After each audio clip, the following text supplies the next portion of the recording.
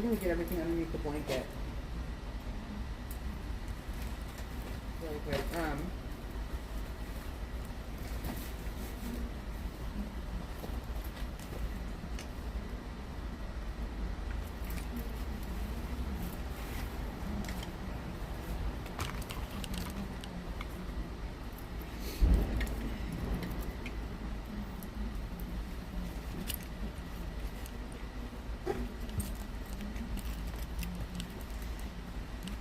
Makes me happy.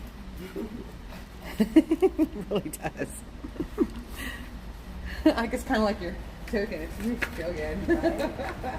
I got a lot of your flyers in here. Can I leave them here? Yes.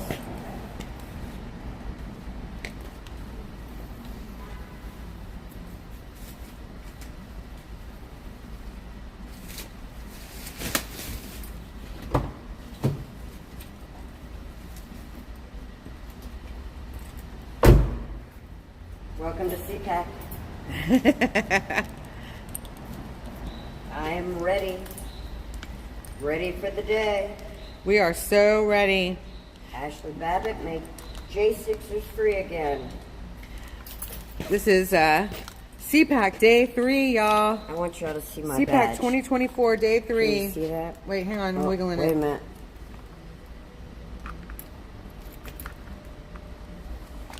Okay. Y'all see my badge? It says, I'm pro-choice. Pick your gun. You did get that the other day. I did. I love it. That's awesome. All right, let me see if I can do this without destroying everything. Your blue bag, can you go on the other side and just push it forward a little? Yeah. Just push the button on the handle. There you go. Like just set it on top of the other one or just forward a little bit.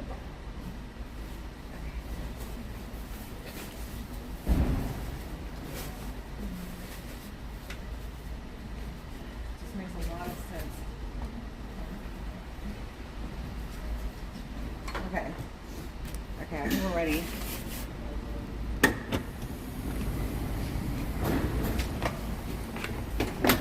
Because if we're not, oh wow. Right? We will come back. Tomorrow I may wear my little cover-up. Cover up. Yeah, my little brown sweater I got the other day. Oh, nuts. Why do I have this? It's too hot in there. Okay. I've got my, I'm gonna put those in yep, unzipped, and the outside one, and then just grab my lip gloss out of there. It's all the way to the back of that pocket, in one of those little pockets.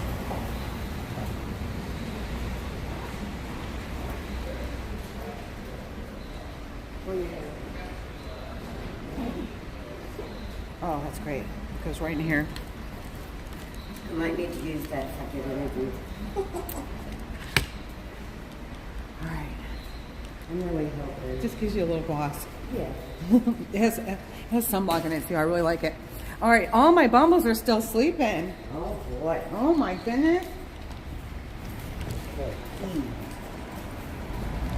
All right, we are so excited to see what happens today, y'all. Only God knows. I love my setup. It doesn't look bad, does it? It's fun. We're on E. What floor though? E3. 3. E3, E3. E3, E3. Straight out from the elevator. All right. Or the door. And splash company along, remember your guardian splash? Yeah. Absolutely.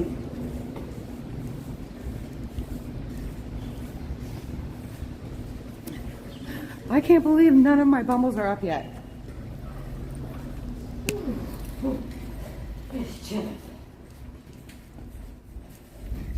Something smells poopy in here. There we go. Hey, Jeffrey, good morning. Oh, thank you. Well, bunched up. You're good. Go, say good morning. Jeffrey's here. Morning. CPAC 2024, day 3, off to the races. Good morning, y'all. Good morning. What's up? We got young Republicans. Yep. Awesome. You guys came marching through this place. It's like, get it. These are the search your parking ticket. Of course it doesn't. Oh my gosh. No, you pay later, hon. And make Yes. sure, yeah. And yes, Yeah, make sure. Remember from last Yeah. After you get your badge, you take it to the information booth, Yeah. and you get a discount on the parking. Okay, that's perfect. Thank you. Yep. Oh, because I could pay at the box and not have to stop and pay him at the thing. So you can do it either way. Yeah. Yeah. Okay. But he was fun interacting with. I know. I still wouldn't give him my card though. Oh, yeah. Isn't that funny? No, it wasn't. It's like, I was hoping you wouldn't. no, he was standing outside. Does he really work here? Or? Right. You know, I don't know. Get it, Sherry. That door is so heavy. All right.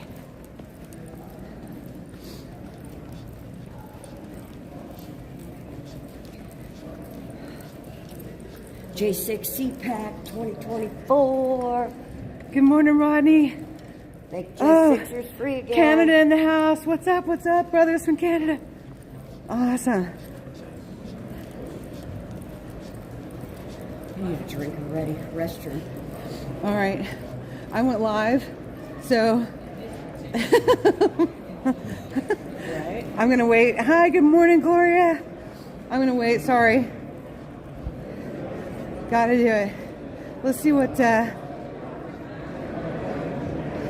these guys are up to today. So this is a place to hang out.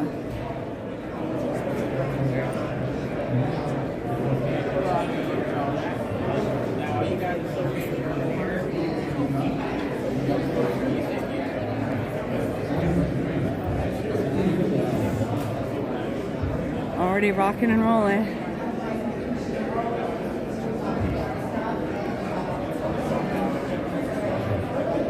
Steve Bannon.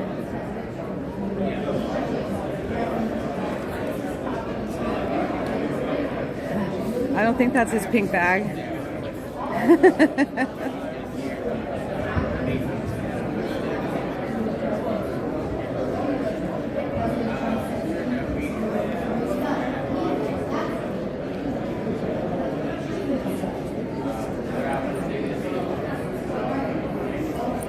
At 11, but you'll be listening. Oh, awesome, Gloria. Thank you so much. I got a little bit more sleep last night. I feel more rested, got a shower. Everything's off to a great start today.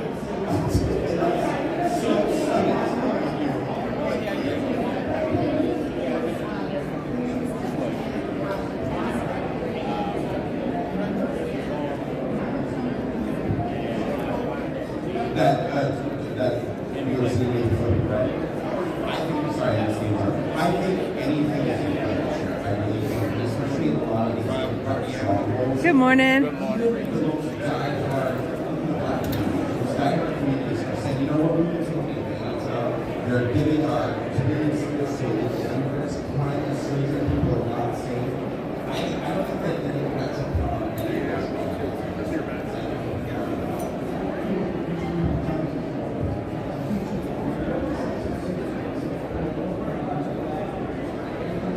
They were having a service at 9:30 for Protestants. They sent out text messages about different things that are going on.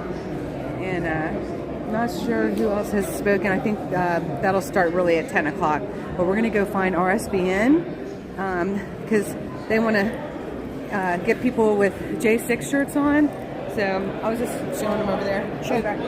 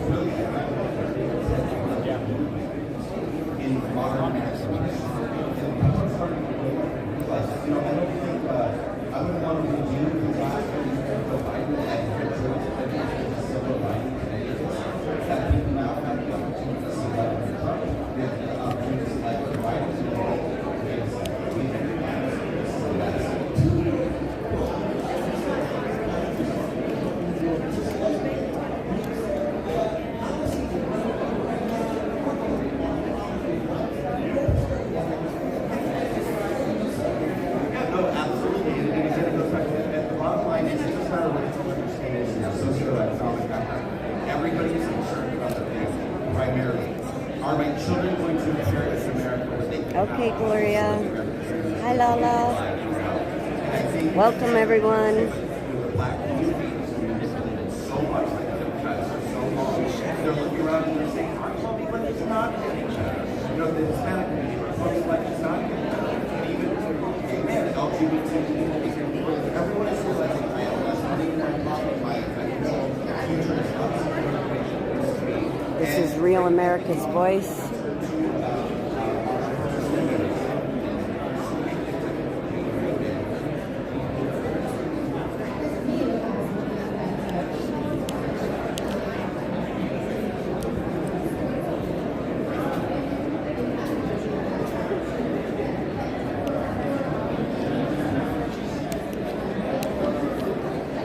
Morning, Tracy. Thank you all for joining us. We're getting ready to head down to Right Side Broadcasting.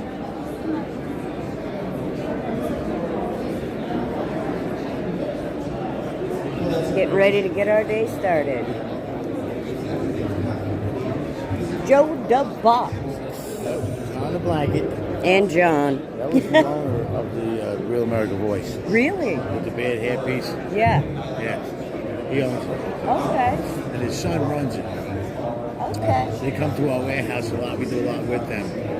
Did you invite them to Freedom Corner? Tonight I invited everybody. Amen. You know what happened? I forgot my flyers at home because he had me leave at 6 this morning. But I'm sure the ladies have this to be at 9. So. Okay. But, you know, so you meet some people that never heard of Freedom Corner. They don't understand what it is. Sure. Last night was a nice one. Oh, it was. It was amazing I last walked away. I night. couldn't stop crying. And the parents that were there, My amazing. heart breaks for that. Yes. But you know Morning, what they Jay. did? They kept them out for 2 or 3 years where they would have been in jail. Exactly. Why? You I know? would do the same thing.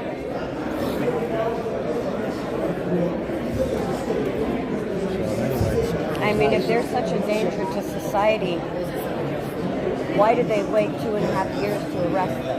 no, they arrested them and then they cut their beans and they went hiding. I just wanted to make sure everybody They cut their beans and went to hiding for over a year and a half. The parents hid them.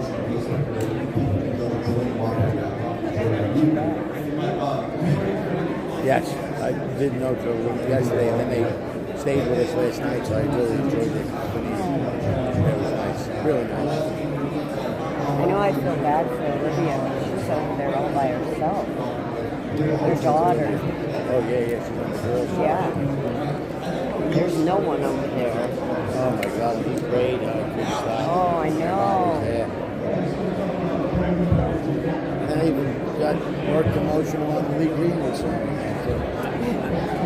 Like You a know, motion. I always did until Freedom Corner. You know, I could never listen, especially right after Desert Storm. I could never listen to that song without just bawling my eyes out. Yeah. You know, and he wrote that song right after Desert Storm. Great song. Yes. Yeah, so get back to work. I don't want to mess up the live stream. Oh no, I'm just waiting for GloryBee. And we're headed down to Right Side Broadcasting, and hopefully I'm doing an interview. Yeah, that's the Christian base. Yeah. I'm going to be prepared tonight. We're going to be there early. Good. And set up with the walls. Yeah, I have a feeling we'll have company tonight. All right, baby. John the Blanket, Brother Joe the Box. Morning, everyone. Good morning, good morning. Day 3 CPAC. It's really day 2, but we were here a day early.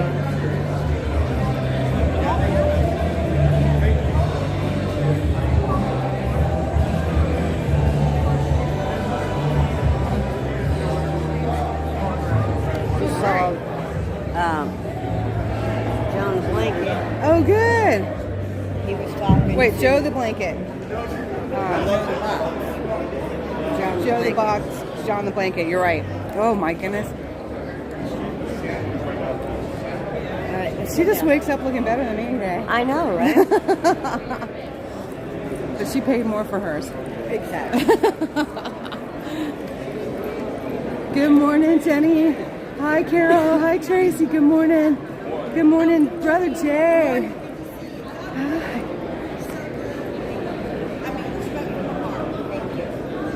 Hi. Good morning. Good morning.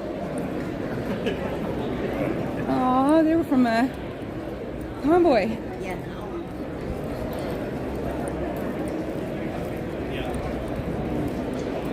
I'm nervous. What? Lord, give Sherry and Jennifer the words that you wish us to say to help others today and always in your holy name, Lord Jesus. Amen. Your words, not ours. Yeah. But my son, So Roger.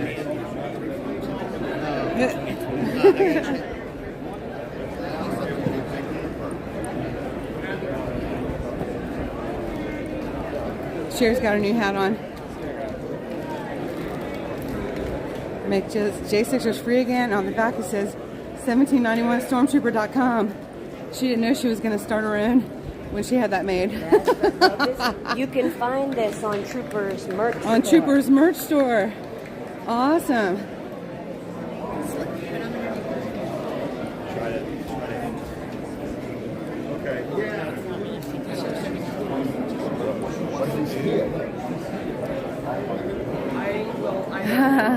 Carol says, you got this, ladies.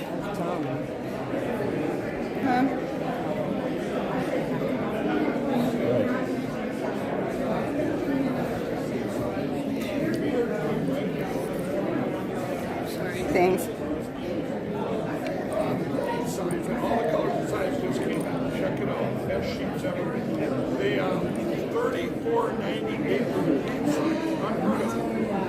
$39.98 for the king size. You guys were there with us at the beginning.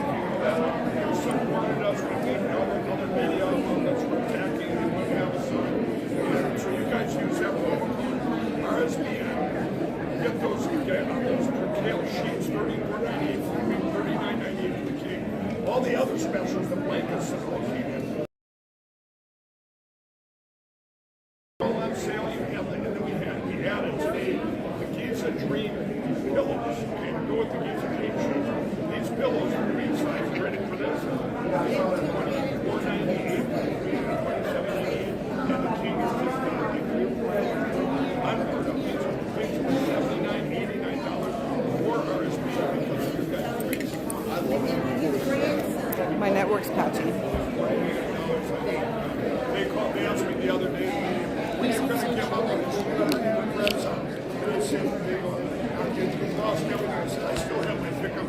Y'all, it's gonna buffer just a second. I want to turn my Wi-Fi off.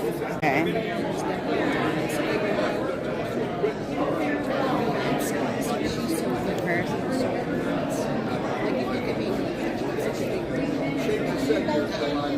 Thank you so much, Jay.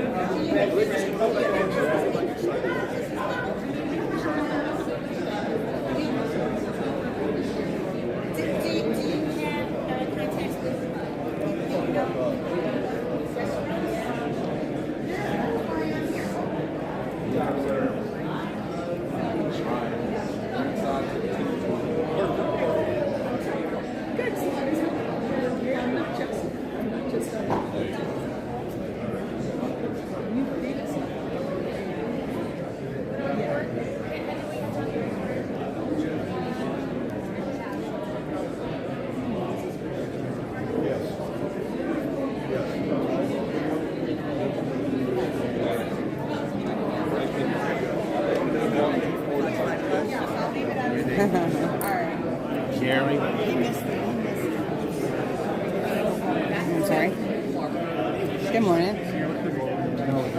Sorry. Sure.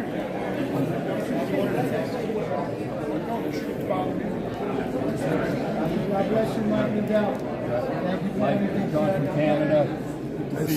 Good morning. Toronto, Canada. Nice to see you. Pennsylvania College Republicans. Can we get a photo? Yeah, really quick. Nice. I'm a person in long-term recovery. God bless you. Thank you. Thank you. How's it going, Mr. Lindell? Nice. Thank you very much, sir. Thank you for all you do.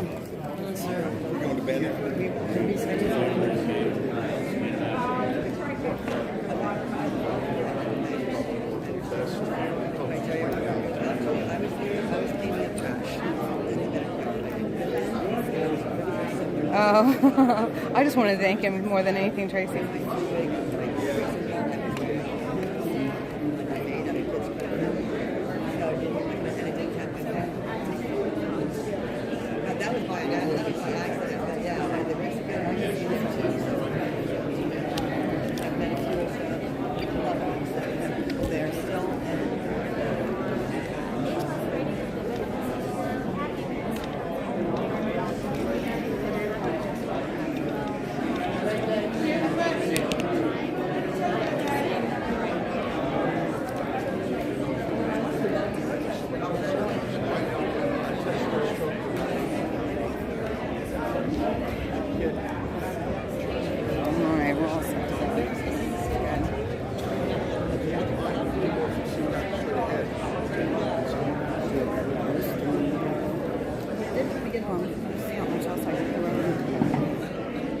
I'm trying to get a good signal.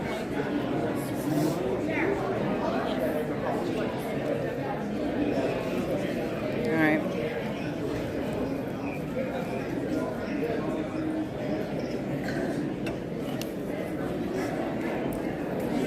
This is good here.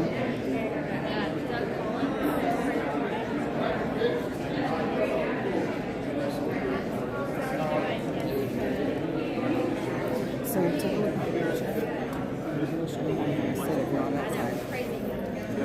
Yeah, that's it. We go with one.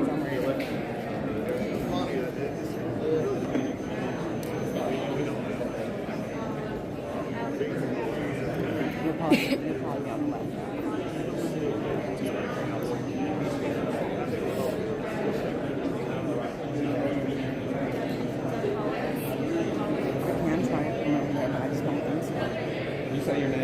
Might be better for lighting if I'm over there. Let me try.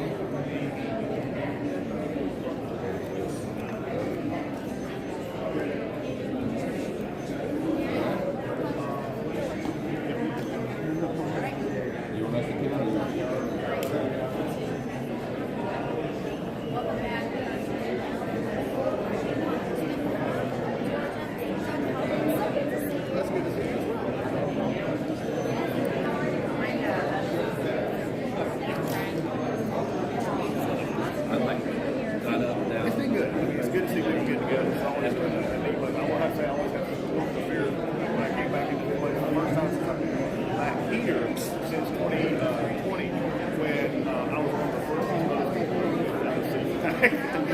I was one of the first colleagues who actually had the quarantine still, but we didn't know what it was back then. But yeah, in this room. Oh my goodness, We're glad to be back. Yes, we're glad you're back. Let's put up the election outlook. Some of them are born here tomorrow. Some of them are the president of your first day so far. Well, I think the outlook right now is the only person that's not got the bill is the governor.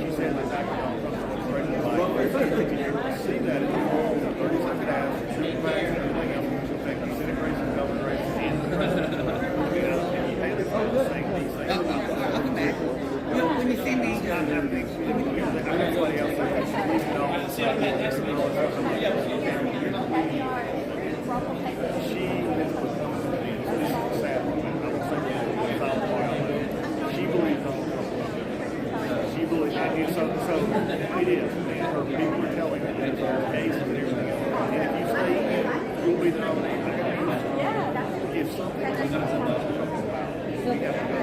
That's not for sure. They'll be Republicans. All of a sudden, even DeSantis coming back, it's not like anywhere a guarantee just because we outlast everybody else. And I think we'll make that.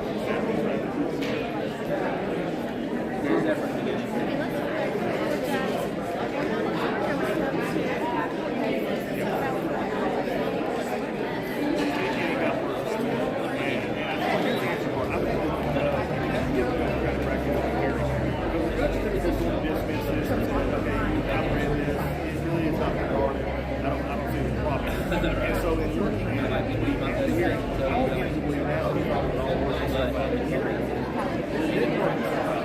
That it got worse in some way. And so now, instead of the party working itself out, which I recommend them doing, so it's the end of the day, next Friday, I mean, in camera here, away from the cameras. Go back out and I can see it.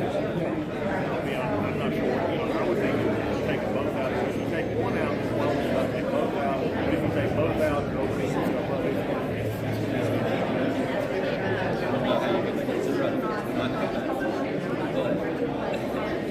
Yesterday,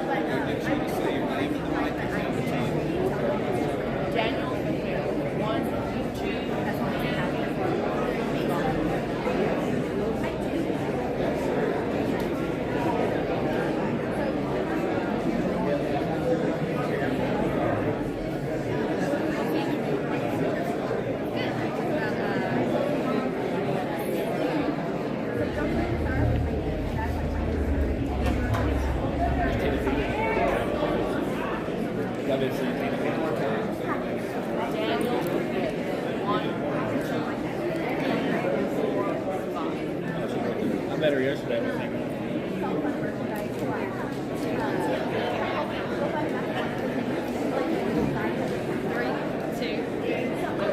Welcome back to the booth here at CPAC. I am chilling out with first I like to say the brother that I never had, David Bear, with the Patriot Kids Foundation.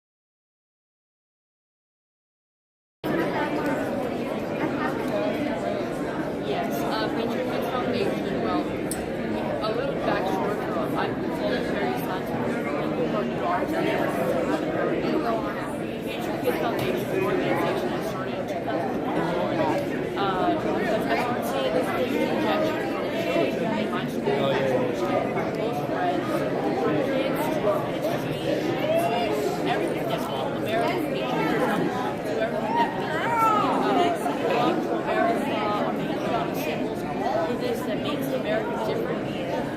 They started rejecting it, and I started studying. I started reading history books by my own side, and I started saying, wow, America is nothing like this now. America is an exceptional nation that respects everyone's individual rights and that really cares about everyone. But they try to change the view of everyone and every kid from young ages. And you know, I started saying to my mom, we gotta do something. We gotta fix this. So we started the foundation in 2021. I had the honor of meeting Mr. President Trump, and I always tell everyone that that day I had the marvelous and the best blessings. The first one was to meet you. The second to meet President Trump. I told you they're like family now, but I think that God puts us in places to be able to that's what CPAC is about. And CPAC is just one of these events. You come in, and a lot of people are strangers, friends, friends, actually a special guest to President Trump. Great shower that day. Come down, wait for 3 or 5 minutes, and I'm right next to the space.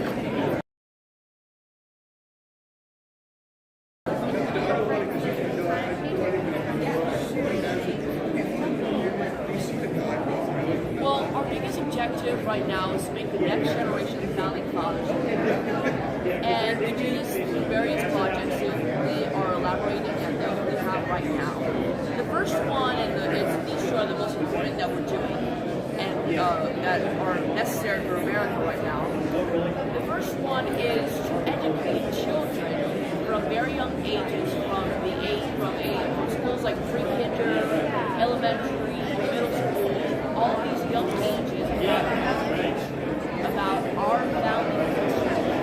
We have to teach the children of America what America really stands for. Well, we're doing it through for example, we're doing it at schools, we're doing conferences, and wherever the school gives us places to do conferences, we'll do conferences explaining this to children. We'll do, for good examples, we're doing raffles, we're doing stuff that children will be engaged with this project, because we believe that if you don't know where you're coming from, you don't know where you're going.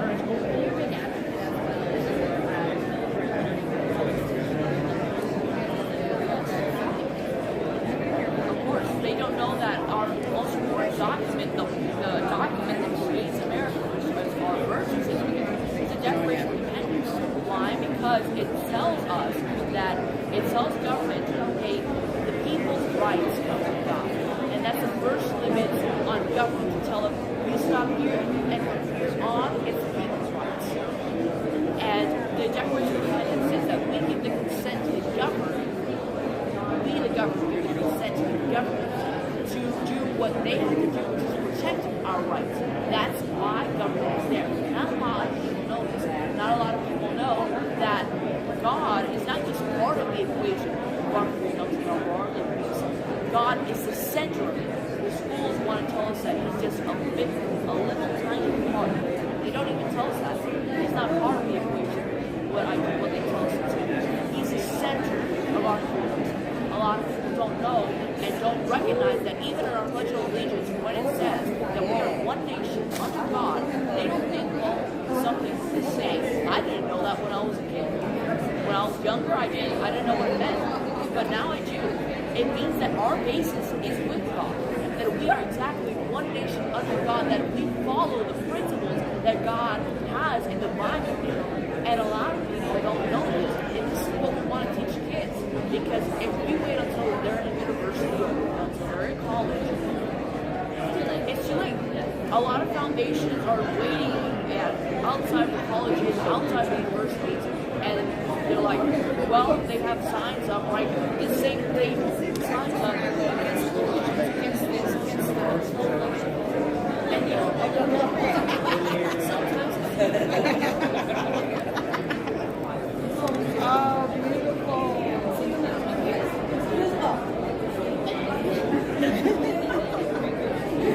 Hey, Sarah.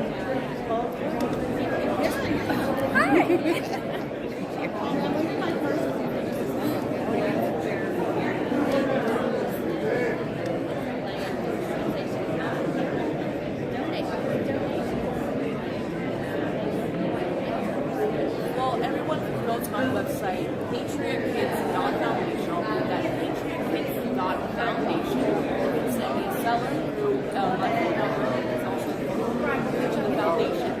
804-510-6988. I'll repeat that, 804-510-6988. Make sure that there's a line of what about the Father's 75, 1776. And if you don't, we're going to see our nation a few years from now burn to ashes. We need to keep that one for that woman who really person to talk to because 12 years old, he's grown up in my eyes. He walked in yesterday and he said, "There's Daniel," and I thought I was looking at him. A grown man already, just grew so fast since the last time I've seen him. So that's what happens in this series.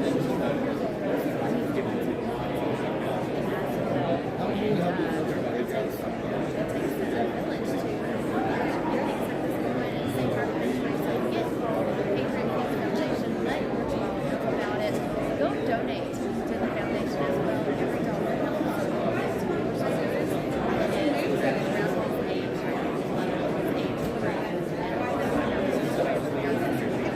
Teach somebody young age to make weird great. Again, they don't have to see me. Thank you so much, Vanessa. It's always a pleasure to be here on our One more thing too. My Instagram is Daniel_Finred, FRRER 2011. And I'm almost about to pass her. Daniel_Finred 2011. Mine is Vanessa Byrd. There's something. So yeah, it was fun. We share a lot of each other as supporters. That's like each other's stories. So yes, it's okay. The third cast, you deserve it. It's so good to see you. Thank you for coming by. Thank you so much. Right back here on Right Side Broadcasting.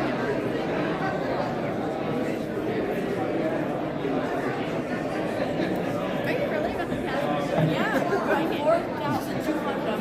4,450. He's really in a competition for you. That's competition for everybody. I just thank you, Vanessa. Yeah, just a second, let me get a picture with you. You've got plenty of pictures, huh? Will you send me some pictures?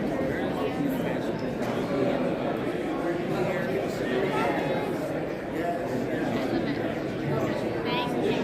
Yes, sir.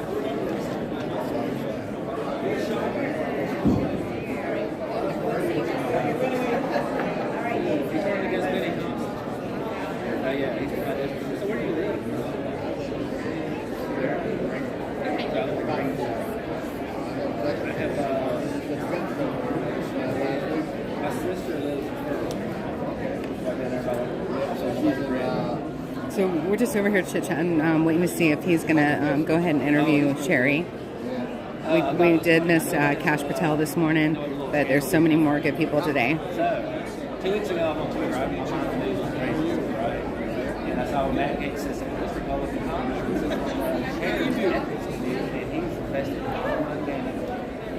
sorry.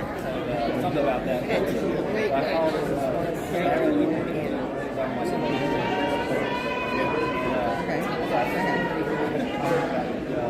Okay. short-term.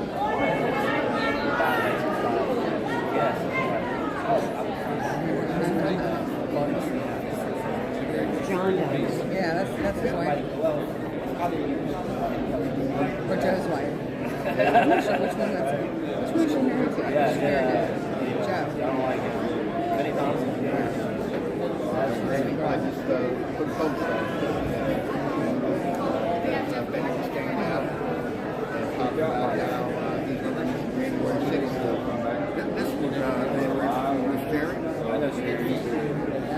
Benny Thompson just came out and talked about Good morning. We're just saying hello to everybody, kind of milling around. We're not going to do quite as much sitting as yesterday, I'm hoping. Hey, you know Brian?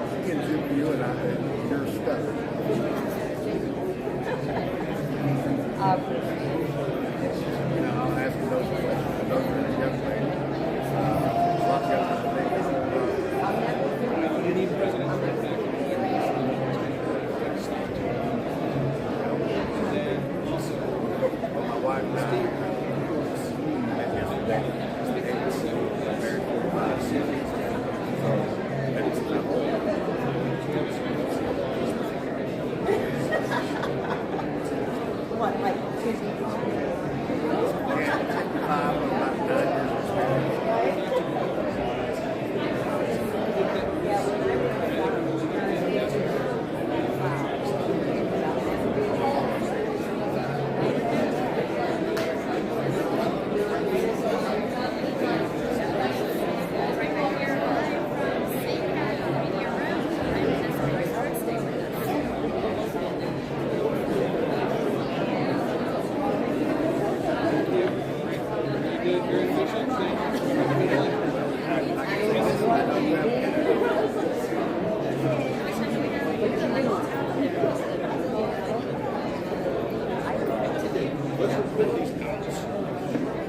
got like 1 minute 45. Okay, can we, would that be counted as a segment? The ones that we have to yeah, just only get the ones that we have to see back. Maybe, yeah, maybe we don't need to. Well, it's the same thing.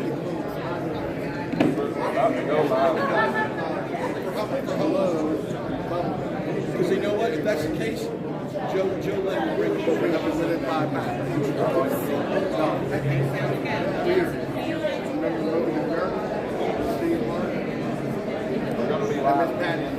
10 minutes. We got 10 minutes to tell your story. Excellent, thank you guys. We need a chair? Yeah. Want me to pull this one? Thank you. Sorry, guys. You're fine, sweetheart, no problem.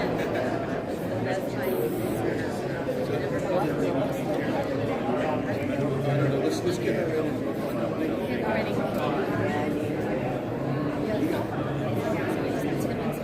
Yes, I'm going to celebrate this morning. Yes. Got what? Radio.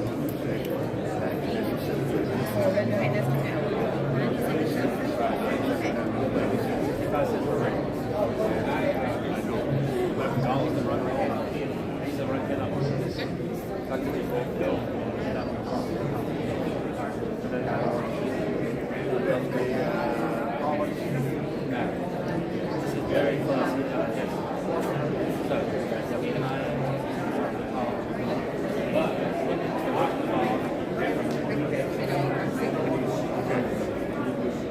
GloryBee just left you guys, didn't you?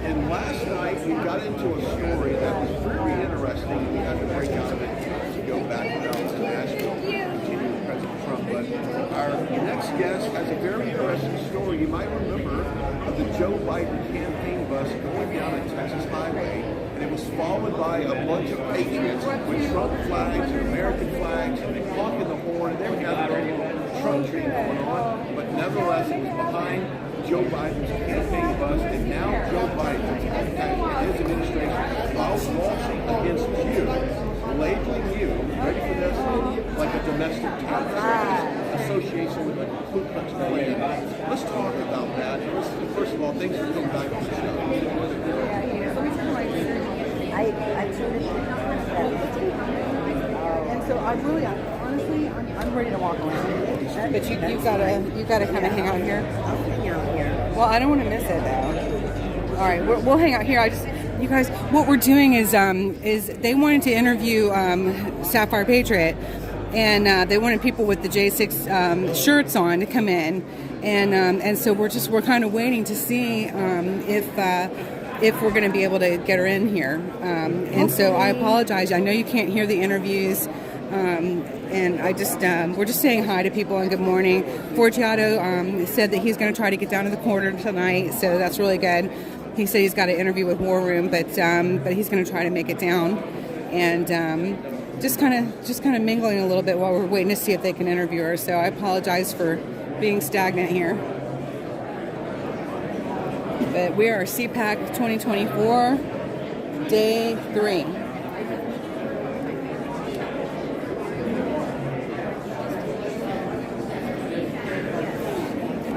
Rose, are you going to try to come down?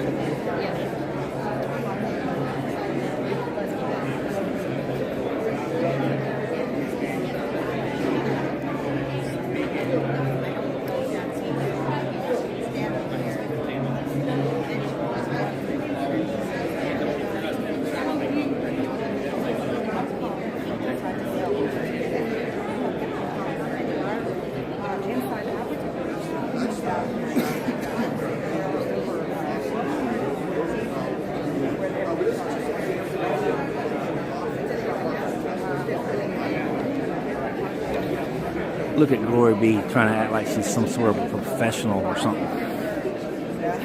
What are you doing? Get away from my... I was just talking to the audience, keeping them entertained. Well, go ahead. Nobody can understand you anyway. You talk too fast. You guys, that's Tommy. It's Tommy Tatum.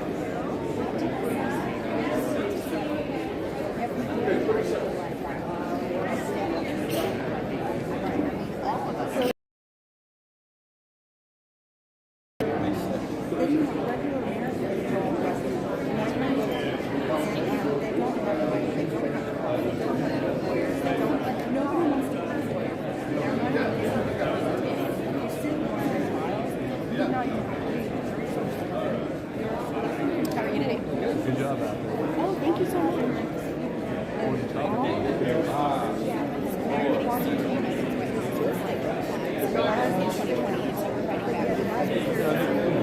Flying flags.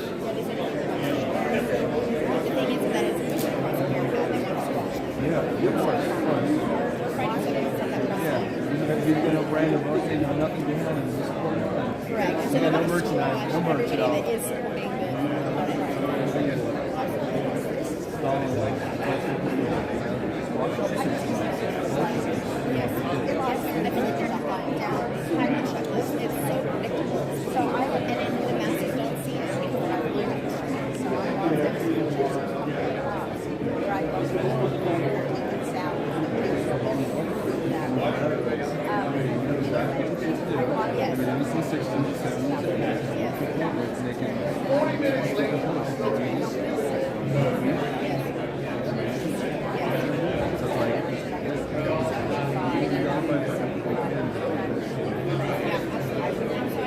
Where y'all located on? In Texas. In Georgia.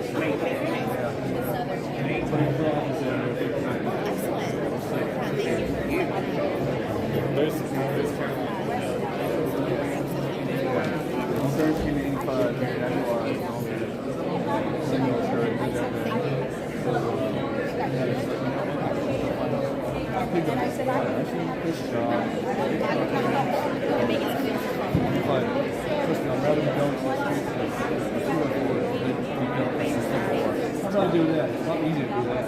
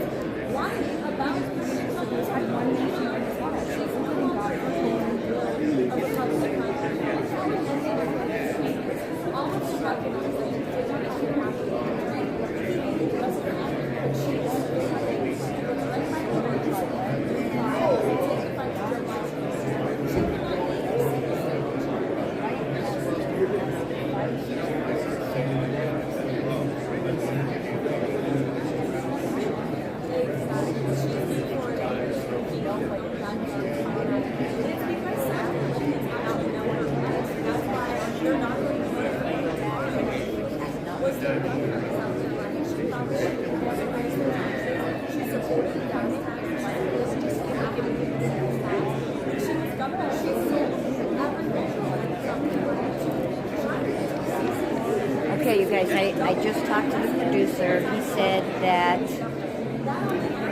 I will not be interviewed this morning, possibly this afternoon, because they're running so far behind. And they've got 3 Trump events in the next day and a half. So if not today, if not later today, it will definitely 100% be tomorrow. Fingers crossed.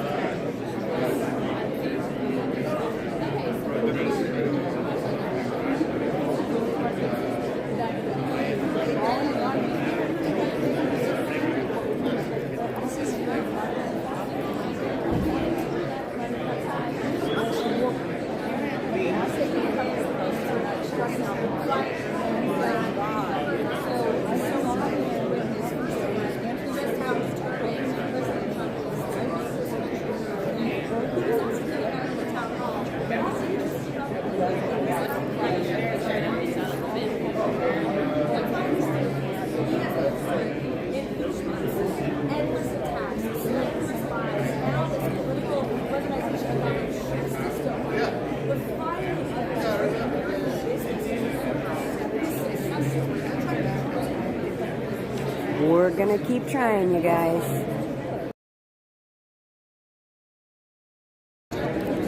Yes, that's Sebastian Gork.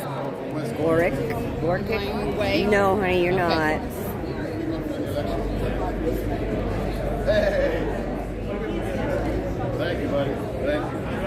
Yes. Yeah.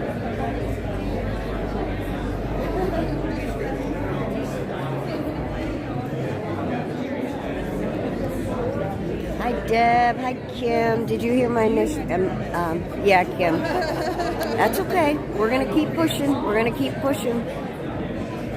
We will get the message out 100%.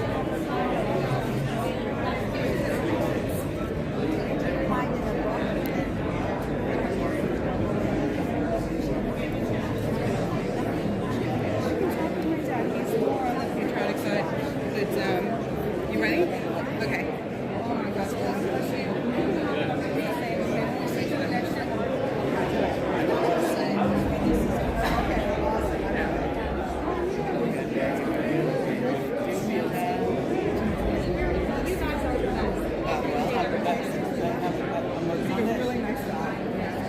I didn't have a crack cut machine. You'll appreciate it. This is hand scissor.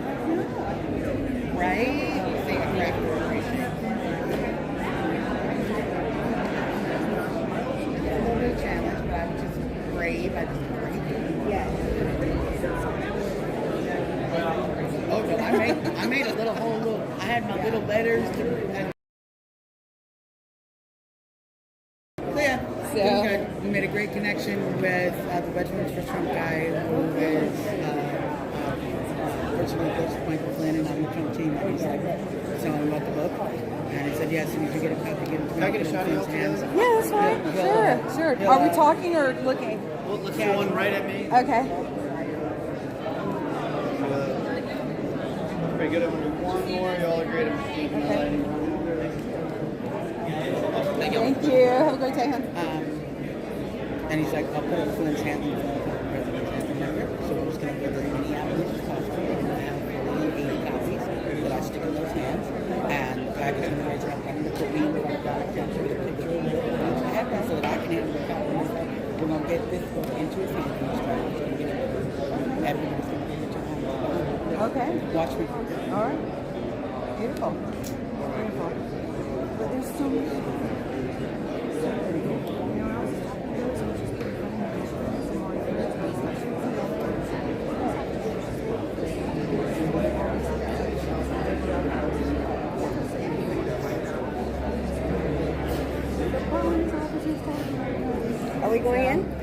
Let's do it. Give me All some right. of this. Thank you so much. I wear this color correctional orange to represent all of my friends, January 6ers, who are sitting inside jail cells right now for using the First Amendment she's doing for it. She's getting it. nonviolent activity, for protests, many of them 10, 20 years. Somebody just come in. Yeah, You so guys I represent. We're going in. Love you, girl. We're going in. Love you. All right, bye, hon.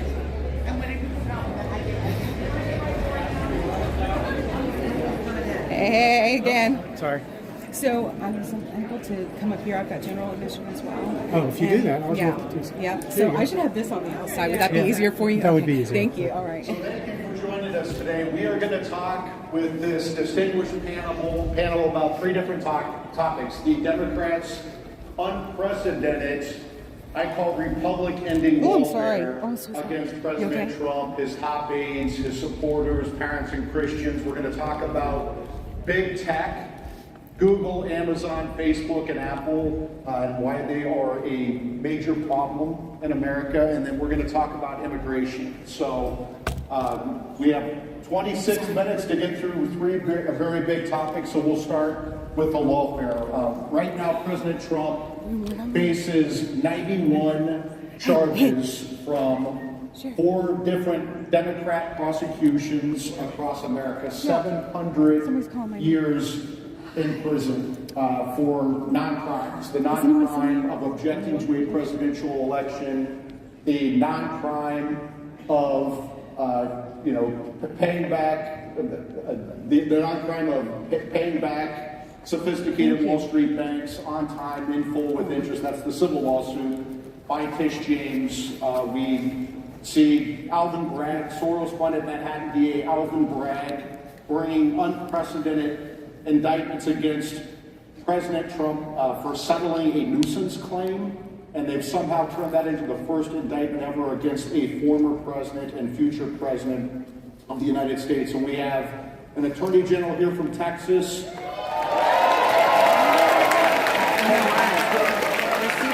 We have a future attorney general from North Carolina, Dan Bishop, our great and then we have All-Star Stephen Miller.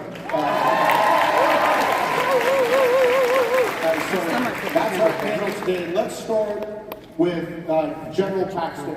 What should we be doing in response to this unprecedented warfare against President Trump, his top supporters, his attorneys, January 6 supporters, parents, Free J6!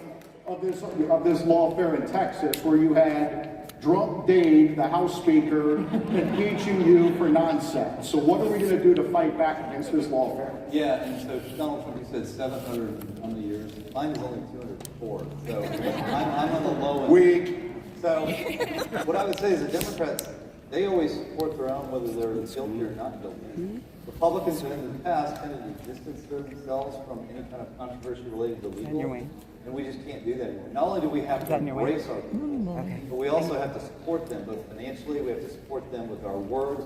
We can't run from it because they are destroying us with the legal system. And the way the legal system is structured now, they send you to courts in very liberal counties with very liberal judges, very liberal juries, all the way up the line. So instead of applying the law, they apply politics, and your name is all that matters. Your name is Donald Trump, you're guilty. Your name is Ken Paxton, you're guilty. I'm not going to name anybody else because I don't want anybody else to be indicted. But that's the way it works. And if we don't stand behind our own people, they're going to take everybody down that stands up for the people. I would say this about Ken Paxton in Texas. He is a target because he has been the tip of the spear, leading the effort to hold big tech accountable. He's been the tip of the spear on immigration. The uniparty hates Ken Paxton, and that's why they're trying to take him out. I always joke that I'm going to be Trump's attorney general, which is not possible because there's that pesky thing called Senate confirmation. Ken Paxton would be a fantastic attorney general. And here's a future attorney general in North Carolina, Dan Bishop. What would you do about this law? How should we respond as a movement? We have to fight back. That's what Ken Paxton's example has been in Texas. Actually, in North Carolina, we've never elected a Republican Attorney General since 1896. Kind of an anomaly in North Carolina as the two-party system's matured there, but we've been right on the precipice of it. But what I realize serving in Congress and watching this is that's an open seat in North Carolina, and we need more soldiers on the field who can make a difference like Ken has done in Texas. And the state attorney general's tool is one of the most effective in the tool bag. But again, what we've got to do is fight back. I think it's another aspect of what Ken just said. That among people who tend to be conservative, the very fact that someone brings a charge, no matter how crazy, no matter how inventive or novel the application of a particular statute to allege a crime, people tend to be repelled or to pull back in sort of a respectful, fear or disconnection. When you see the corruption that we've seen in the system, that no longer can be the case. We've got to lean in. We've also got to use every tool at our disposal to fight them back. And that's why I'm going to run for North Carolina's Attorney General.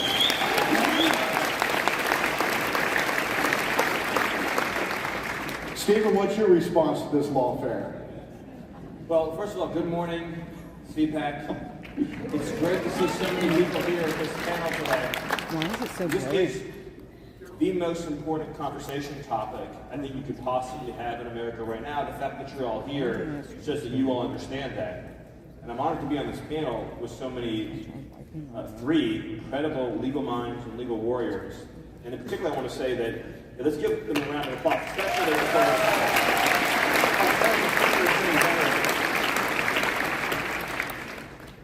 because the only way out of this nightmare is going to be filling every legal office in this country with Dan Bishops and Ken Paxtons. That's the short answer. And so this is exactly who should be here for this conversation for that reason. There's something very broken in the conservative brain, and it has been for a long time. And call it a mental illness, call it a spiritual failing, call it moral deficiency, call it weakness, softness, or just being pathetic. There is something really broken in the conservative brain. They're afraid not only of conflict, we know that, but there's an even deeper fear, a deeper fear than all of that, which is having power and using power. Conservatives are addicted to the language of libertarianism, which is fine, it's a terrible ideology. But in an academic setting, okay, have these debates. In the real world, you elect a DA, you elect a judge, if a lot of judges, of course, are elected all throughout the country, and only one side plays that game, the other side doesn't. You elect a state Supreme Court justice, you elect an attorney general, and so on and so forth. To have an office with specific powers, duties, and responsibilities, with the expectation that they will use that authority to defeat evil, to protect the good, and to accomplish positive change in society. And you have to use that power fearlessly. And you have to measure your success by what is actually happening in the world. So this may seem like a tangential point, but it's not. Conservatives pass laws all the time that say, do this and don't do that, do this and don't do that. But they don't actually change anything in the real world once those laws have been passed. A number of states, for example, have passed laws saying that you can't have this in the curriculum, or you can't have that in the curriculum, and you can't teach DEI, and so on and so forth. Without exception, I can promise you, all the commies in the classroom change the name of their lecture, change one word, change one little paragraph in the syllabus, and did the exact same damn thing every single day because they're communists and that's what they do. They broke the law and it's applicable? No. Did any DA anywhere who talked about trans issues think of arresting somebody for abusing children with trans ideology? No. He writes blog posts about it. That's what we do.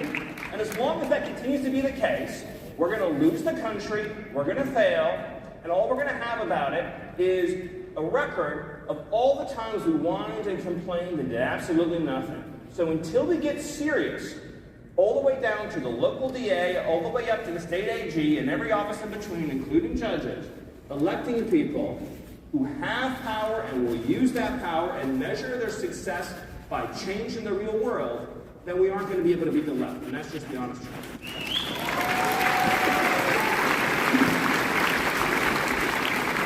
A quick follow-up on the welfare. We have to be smart how we fight back against the left. And right now there is a bill working its way through the Florida legislature. It's well-intentioned. It makes it easier to sue media companies for defamation, right? But the problem is, it sounds great. I'm all about suing CNN and the Washington Post and all the other media outlets that attack us on a daily basis. The problem is the left has more trial lawyers, they have more money, they're better at lawfare than we are right now. And they're going to use this law in Florida to go after conservative media, Christian broadcasters, independent Hispanic media outlets who aren't leftist. That's the problem. Let's start with Stephen Miller on this, because you've been pretty vocal on this. What's your response to this Florida bill? How can we be smarter about how we fight back? Well, let's see if I can do this in 30 seconds. We all want to go after the big corporate media, but you have to write laws to actually go after the enemy. Big, broad, neutral laws will be used to crush us. They will be used to obliterate us. Look at what New York did when they went after Donald Trump. They changed the law, which is unconstitutional, by the way, to go after one man. If you just have a law change in Florida that says it's way easier to punish people for defamation, end of law, what the hell do you think is going to happen? Every left-wing trial lawyer in the country is going to move to Florida and sue the hell out of every conservative influencer, podcaster, everybody else. Write the law so it protects your friends and harms the bad guys. Otherwise, you're handing them a sword to run right through you. What's your response? Well, Stephen, here's an example of something that is carefully targeted. Last summer, the United States Supreme Court said state attorneys general could no longer sue, didn't have standing to sue, to hold the DHS, the Department of Homeland Security, accountable when Secretary Mayorkas brazenly violates immigration law. Well, the Supreme Court, in that same opinion, invited Congress to confer standing specifically on attorneys general if it wanted to do so. So we've just marked up last week in the Judiciary Committee under Jim Jordan a bill that will do exactly that, re-extend the power to state attorneys general. That's going to work well without opening up the Pandora's box for us. General Paxton, you have been the tip of the spear on the fight against big tech, Google, Amazon, Facebook, and Apple, and he is the guy who came up with the legal theory to go after Google's online advertising monopoly. That is the lifeblood of big tech. They use that money to promote their woke agenda, and they use that money to cancel conservatives. And so he got made fun of this legal theory many, many years ago when he came up with it. Now the Biden Justice Department and attorneys general across the country are going along with General Paxton's legal theory. So he has truly been the warrior on big tech. We have a problem with big tech. Google, Amazon, Facebook, and Apple have gatekeeping power in this country over information and commerce, and they use that gatekeeping power to silence conservatives and crush small businesses. We see this with Parler. People said if you don't like Twitter, build your own. And so Parler came along, and what happens? You had Google and Apple kick Parler out of the App Store duopoly, and Amazon kicked Parler off the internet, right? If we did not have a benevolent billionaire with Elon Musk making this terrible investment in buying Twitter, we would not have free speech online in this country. And we shouldn't have to rely on benevolent billionaires to have free speech in this country. And that's why what Ken Paxton is doing in Texas is so important. I want to talk about that. We also have Amazon. Amazon is essentially China's shopping mall, right? They do China's bidding. They're crushing small businesses in America, and they're making a lot of money doing that. Amazon has this great image in America, and we need to change that because, again, if you think of Amazon, think of China. But I want to turn it to you, General Paxton, about your fight against big tech and what we need to be doing. Sure, I just got to make a comment. I had the great opportunity of working with Stephen Miller when he was in the White House. He was our go-to on getting ideas and working with the Trump administration. And I love to watch him up here because he starts off like kind of like this. He's very prophetic. He's like a professor. And then as he kind of gets into it, it can only take 30 seconds, and about 5 minutes later, he's up here. He's like a Baptist preacher. So I love him.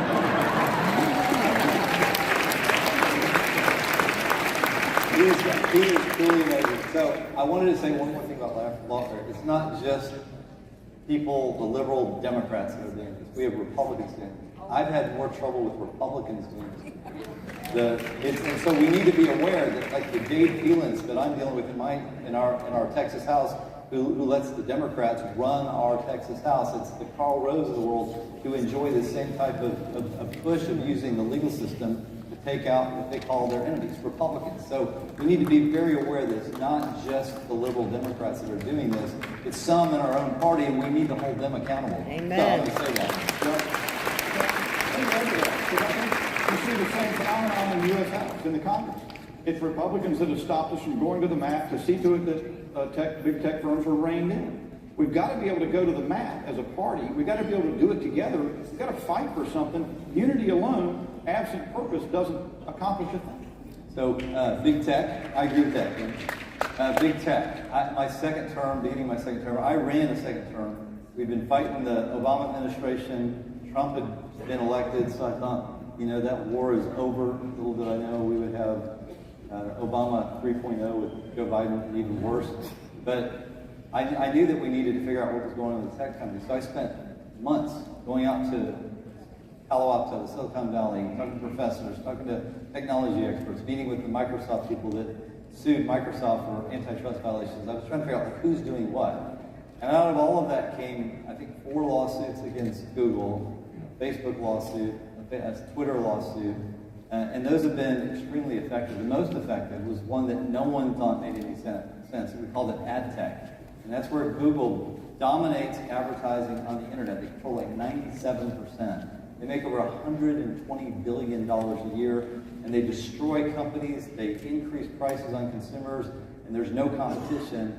When we applied that theory, no one thought it was legit. But here we are 4 years later, even after they tried to move us out of Texas to New York, we found a way back. Mike Lee helped us get a bill to allow us to control our own destiny. And this lawsuit now is scheduled against Google. We have already had some successful lawsuits against Google, but scheduled against Google to not just take back money that they've stolen from us and that they've illegally obtained by being anti-competitive and using unfair trade practices. It's also designed to change the structure of these companies so that they can't stop us from communicating, so they don't control our free speech. Because if the government indirectly can control our speech through these companies, the First Amendment is gone. So we have to find a way, and that's what we're doing.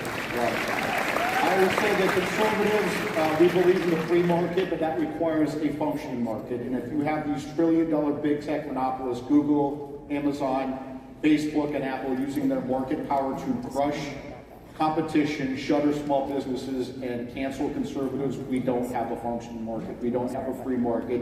And that's why it's so important we have people like General Paxton as the tip of the spear for many, many years going after big tech. And I'm going to turn this to Congressman Dan Bishop, future Attorney General of North Carolina. What would you do as the North Carolina Attorney General? I presume you're going to be teaming up with General Paxton on these issues. Absolutely. I think of another example that's just developed a little bit lately, and I think, by the way, there's got to be effective working relationships between state attorneys general and Republicans in Congress to reinforce what each other is trying to do. We just saw an event the other day where first BlackRock and then Citigroup bailed out of this organization, this Climate 100 organization, to try to force ESG through their dominance of the market. And AGs did the same thing. AGs came out and said, this appears to be a violation of American antitrust law. We're going to pursue you if you don't stop. On the Judiciary Committee, we sent out letters asking them for their documents and so forth. And sure enough, after a while, they all sort of scattered like rats leaving the ship, and you had one down. So we're going to keep looking for opportunities like that. We're going to work closely with other Republican attorneys general across the nation. And here's something that's important, I think, to say. What we're trying to do, and what Stephen Miller's done with America First Legal and so forth, is we're actually pursuing the law. We're trying to enforce the law, not abuse it by circumventing it through the position of executive authority. And that's whether you see that in Homeland Security or in the experiences Ken's talked about That's got to be stopped, and that is ultimately our strength as conservatives. We support the rule of law. What we've got to be is more aggressive, as Stephen suggested, in getting after it and showing that we don't hesitate to use enforcement power to pursue the law. It's called the rule of law, not the suggestion of law. Conservatives talk about the phrase rule of law all the time, but they forget the first word in that phrase is rule, as in it is supreme.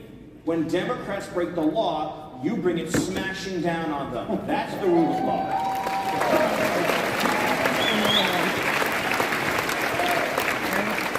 We're going to end with this non-controversial topic, immigration. We have President Biden importing 10 million people into this country. A lot of these people are unvetted. They don't share our values. They don't want to assimilate many of them. And so I'm going to start this with Stephen Miller, who's been the tip of the spear on immigration. What should we be doing in a Trump 47 administration to fix this disaster, this invasion of our southern border? Well, as I say sometimes, the immigration issue is extremely simple. The policies involved in fixing it are very complicated. The simple part is seal the border, deport all the illegals. That's short answer, right? You get in, you have two policy objectives that you proceed with, utter determination.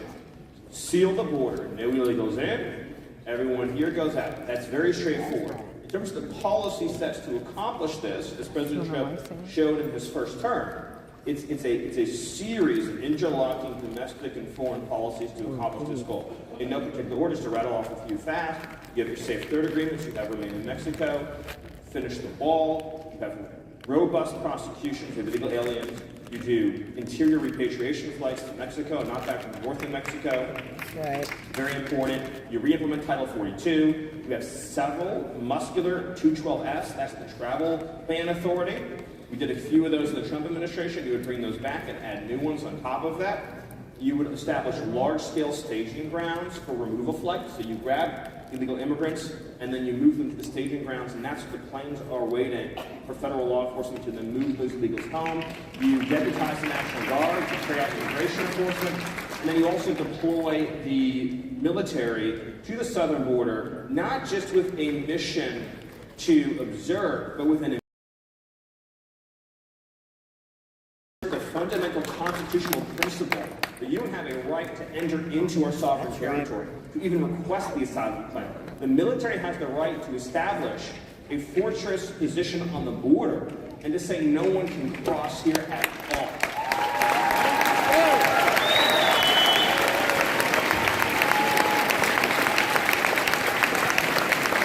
Defend our border! In all the things you just laid out, we've got to have a president to do it. Amen. But it also is, you can't proceed in a way in which you're tentative and unsure. When Stephen said the idea that you deport everybody and everybody applauded, that's just because it's obvious what has to occur. And so you've got to actually be willing to take the step to do it. I look around this panel of wallflowers, I don't think you'll have any problem if you have people like this in leadership. In fact, I've never been on a panel where I was like the lightest, the easiest going guy. But I think that's something that's become clear in our politics. That's what we've got to do. Our nation's survival depends on that sort of aggressiveness in asserting ourselves. What do we need to do? If you're the future Attorney General, what do we need to do to fix this problem? Texas has no interest in this issue. It's so obvious. We saw what worked under Trump. It was called enforcing the very things that he talked about.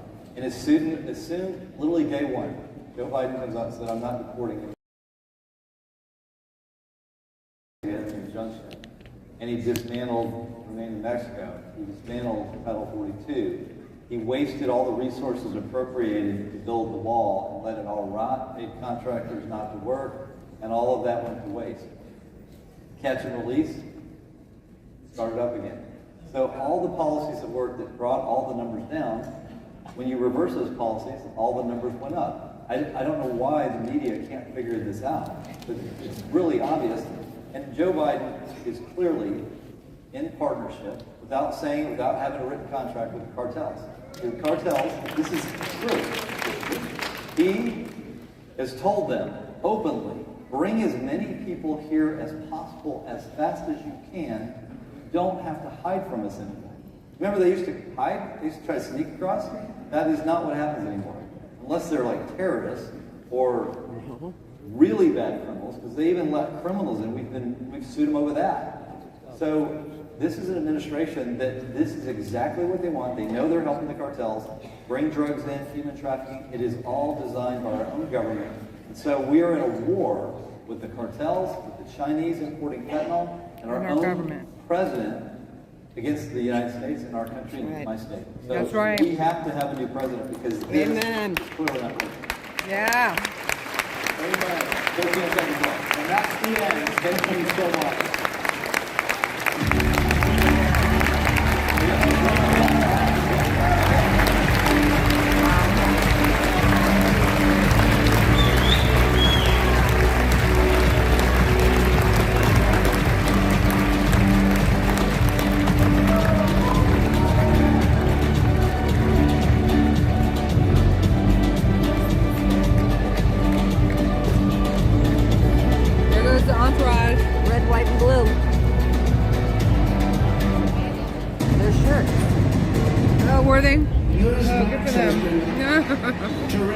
President Trump is right. Millions are switching to Newsmax. It's the fastest growing streaming service in America. You don't need those woke streaming services anymore. Just get Newsmax Plus. Watch the best shows like Greg Kelly, Rob Schmidt, Greta Van Susteren, and Eric Bowling.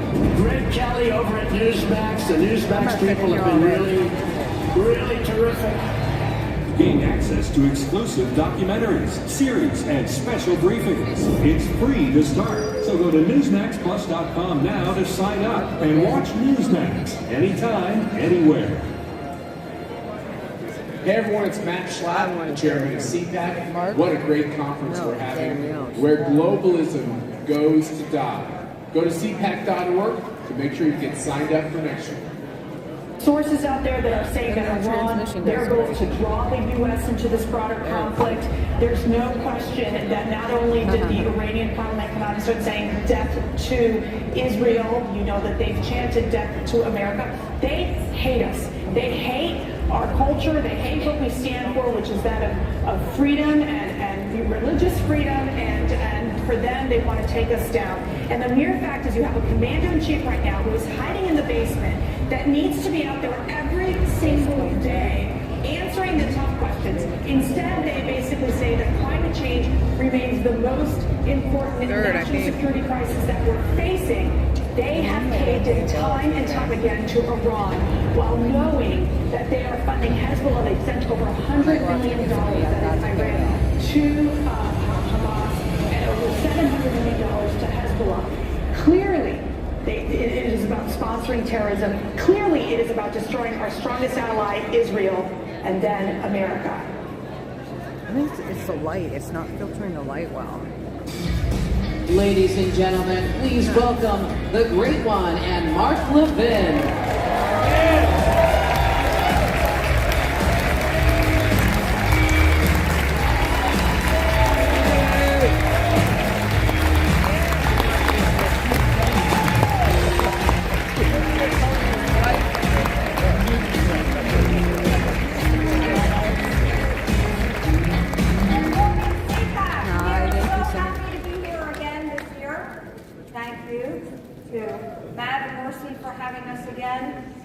Everybody knows that Mark and I love coming here and love being with you. This year, we're going to include in our conversation a gentleman by the name of Jonathan Deckelhen.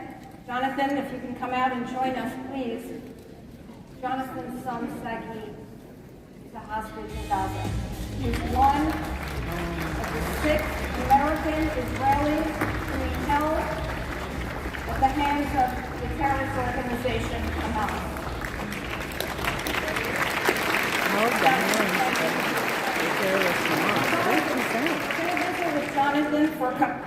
We're going to visit with Jonathan, and he's going to share with us what is something I don't think any of us has ever had to relate to.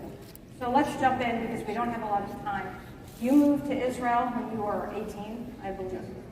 Tell us what made you move to Israel, and then a little bit about your family. Well, I grew up in Connecticut, not terribly far from here, in a small town. And a small town that had a small Jewish community, but very together community, made up in great part of Holocaust survivors. And my parents both were Holocaust survivors. And very Zionistic community, and in fact, a fairly good number of sons of Bloomfield, Connecticut, wound up moving to Israel in their youth and staying and helping to build the country. And I also fell in love very quickly with this idea of a kibbutz, a cooperative farm, and that is really a very tight community, but also in using the terms that our founding father, David Ben-Gurion, used, made the desert bloom. And so by 1981-82, I was already in Israel, and very quickly got drafted into the Army and served for many years. I served in reserve duty until fairly recently, actually. And by 1985, having lived on a kibbutz for several years, met my woman who was going to be my wife, and started having kids. And so I've raised 4 now adult children on a kibbutz. And fortunately for me, 2 of those grown kids, after they got married, decided to come back and live on our kibbutz, Kibbutz Nir Oz, which is on the border of Gaza, about a mile. My home was approximately a mile from the border fence of Gaza, right in front of Khan Yunis, which, as we know from the news, is a real anchor of the Hamas terrorist organization. Along the way, my day job for many, many years was working on the farm as the director or the head of our agricultural machinery department. A kibbutz, if nothing else, is a hyper-productive agricultural farm that, as I said, made the desert bloom. We kind of invented irrigation in many respects. And so until October 7th was really an idyllic existence. I was tight with this extended family, about 400, a little over 400 people lived on the kibbutz, from infants all the way up to senior citizens, and supporting one another. In a way, realizing the Zionist dream of both defending borders, which we most certainly did, and also serving as part of the breadbasket of Israel.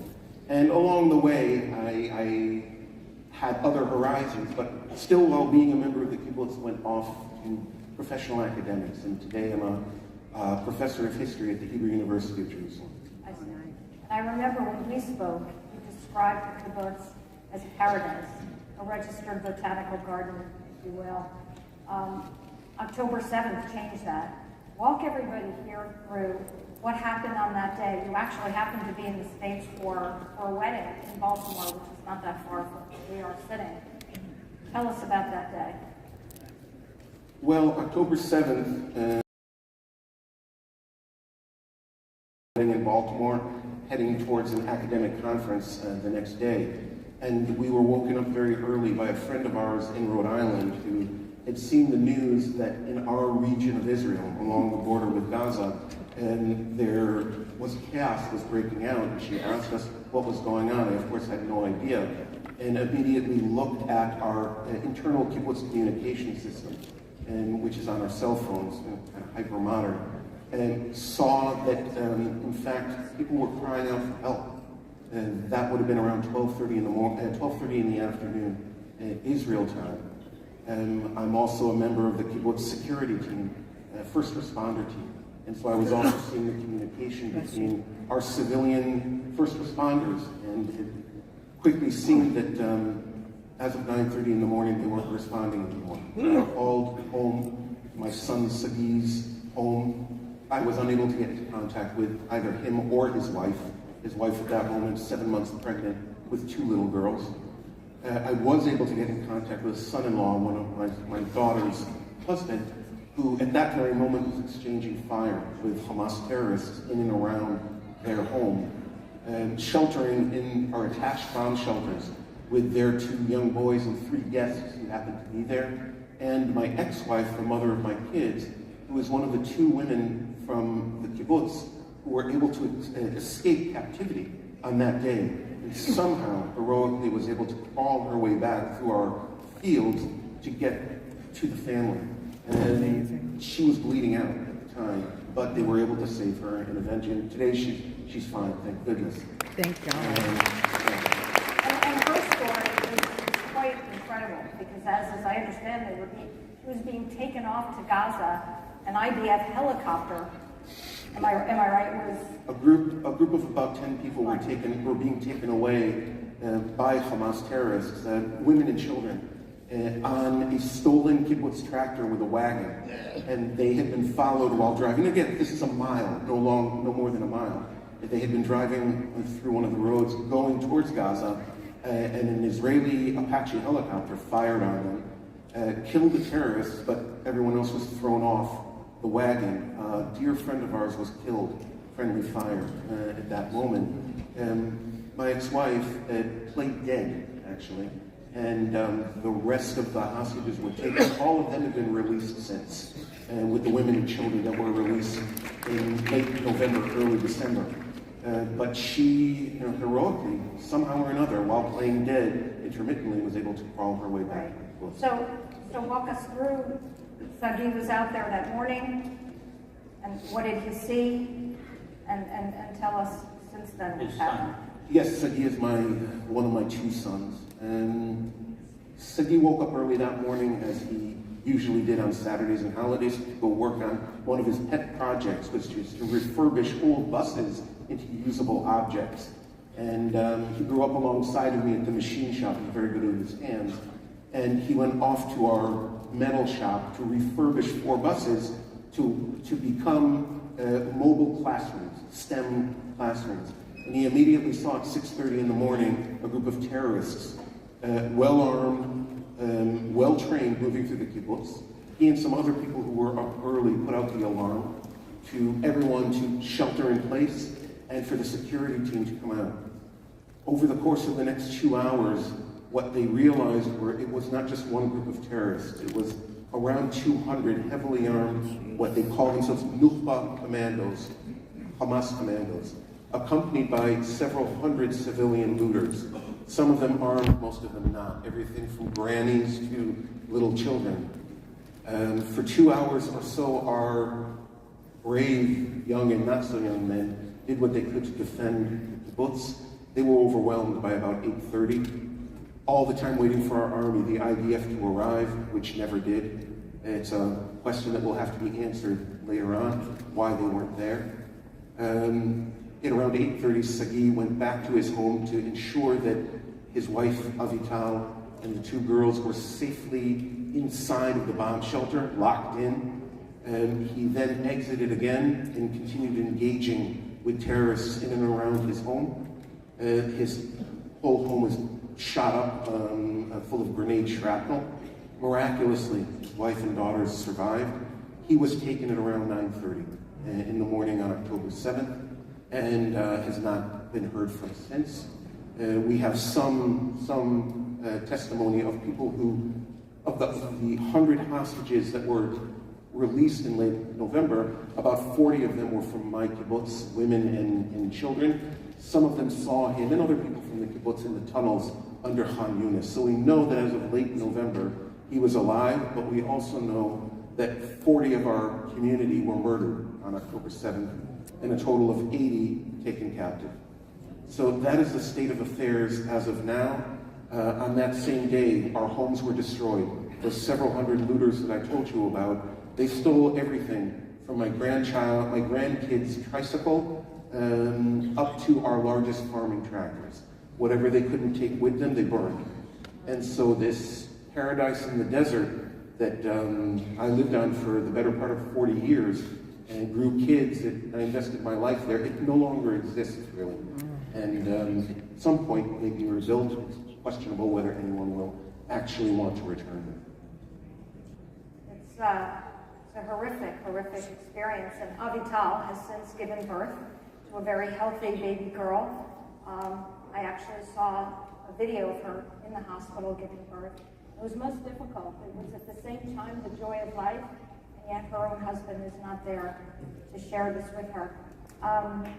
We know that this is so difficult for you, and I have no doubt, Mark and I pray every day for the release of the hostages. Everybody in this room shares in that prayer with you. In a moment,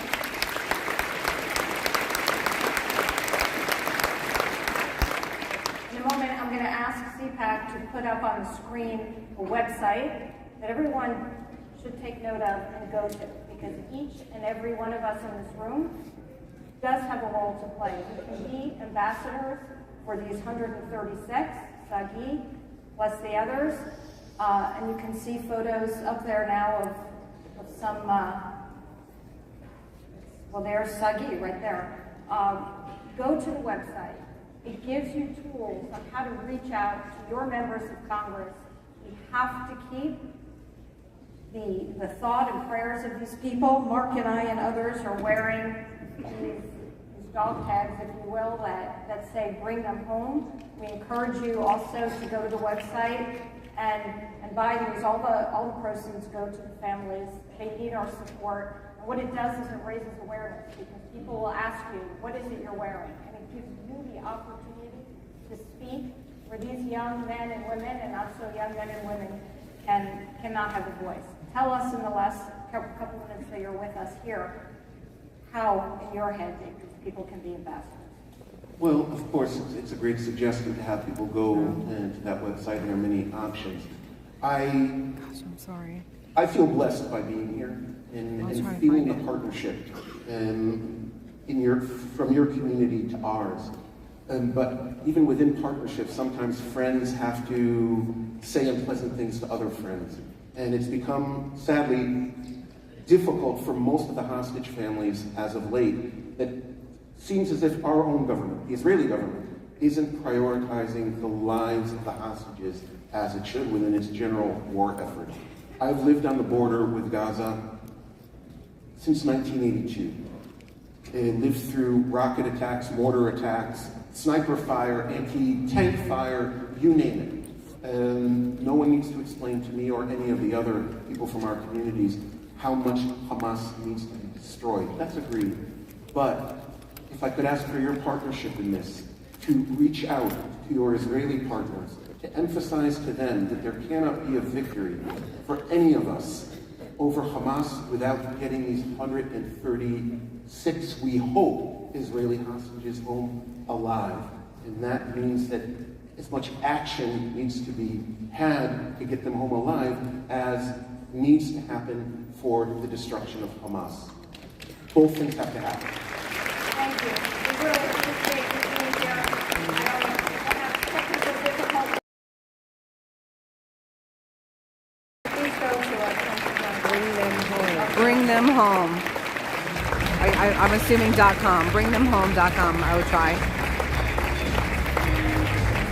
God bless him. Oh my God. That's extremely humbling.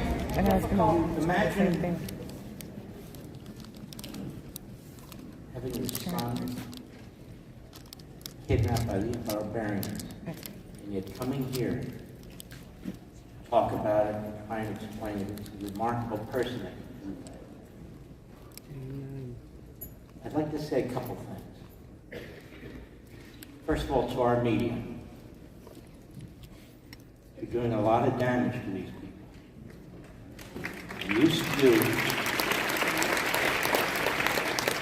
do the propaganda of the Hamas Nazi terrorists. You give them hope. They quote you, CNN. They quote you, New York Times.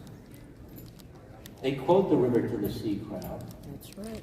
We hear them quoting because they're English interpreters telling us what the Hamas leaders are saying. We're giving aid and comfort to a bloodlust ideology that would just as soon burn our country down as burn their country down. This is an ideology. This is a fundamentalist Islamist ideology. Under their fundamentalist Islamist ideology, anybody who doesn't agree with them must be slaughtered, including Muslims, by the way. We're slaughtering each other as I speak. That's number one. And Christian. Number two, the Jewish ancestral home is there, and the Christian ancestral home is there. Jesus was born there. Jesus was murdered there. The church sepulchre is there. Bethlehem is there, now majority controlled by the Palestinians. Hebron is there, where Abraham is buried, the patriarchs, most of the matriarchs. The Palestinian says it's all there. That's what river to the sea means. But I believe in river to the sea. I believe river and the sea shouldn't have one damn Hamas survivor, period.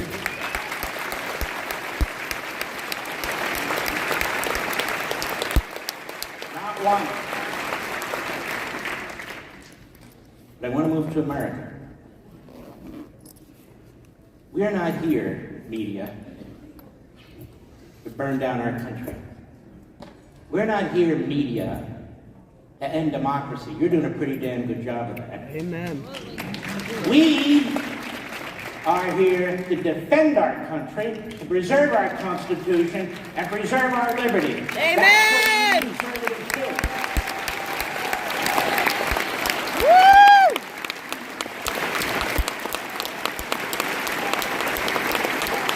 USA! USA! Let's talk about dictatorships.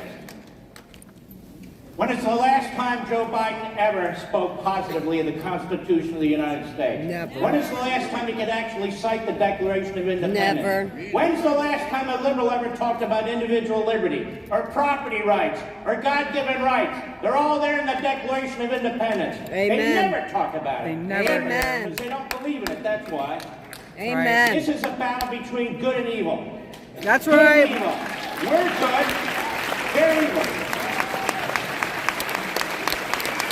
They're on the right side with God. We want to preserve our culture, the American culture, which combines all cultures into an American culture, because it's the greatest culture on the face of the earth. Americans aren't swarming into other countries. People in other countries are swarming into America. Don't you get it? It's because America is the greatest country on the face of the earth. The greatest culture on the face of the earth.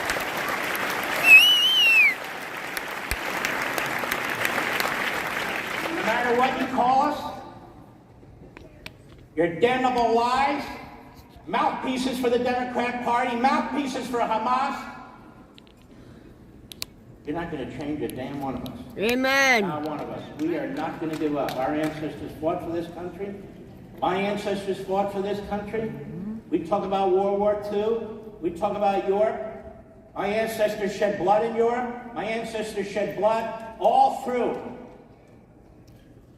Iwo Jima, Guadalcanal, Guam. I don't need lectures from some candy ass at CNN about how we defend our country. Yeah!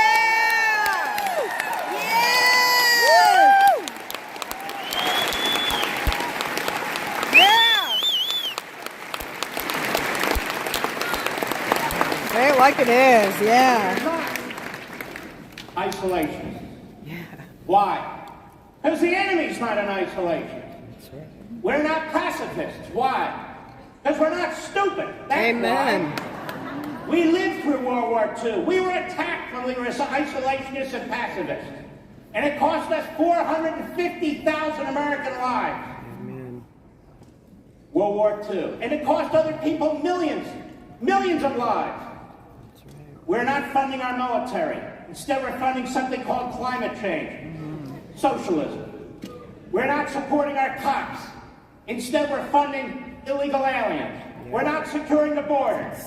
Instead, we're allowing anybody to flow into this country who's not been vetted, and of course the enemy's going to send in spies and terrorists. Right. We now have new gangs we never heard of before. That's not on us. Amen. That's on you, Democrats. Amen. That's right. That's right.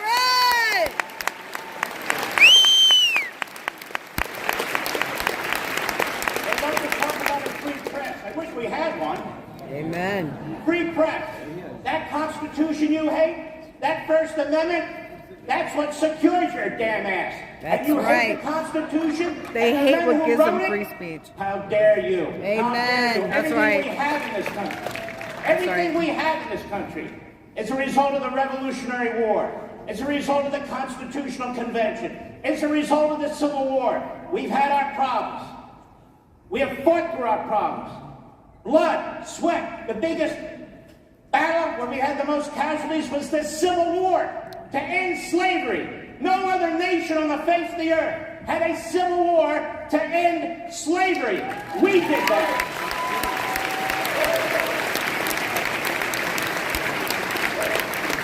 And we're not going to be fooled.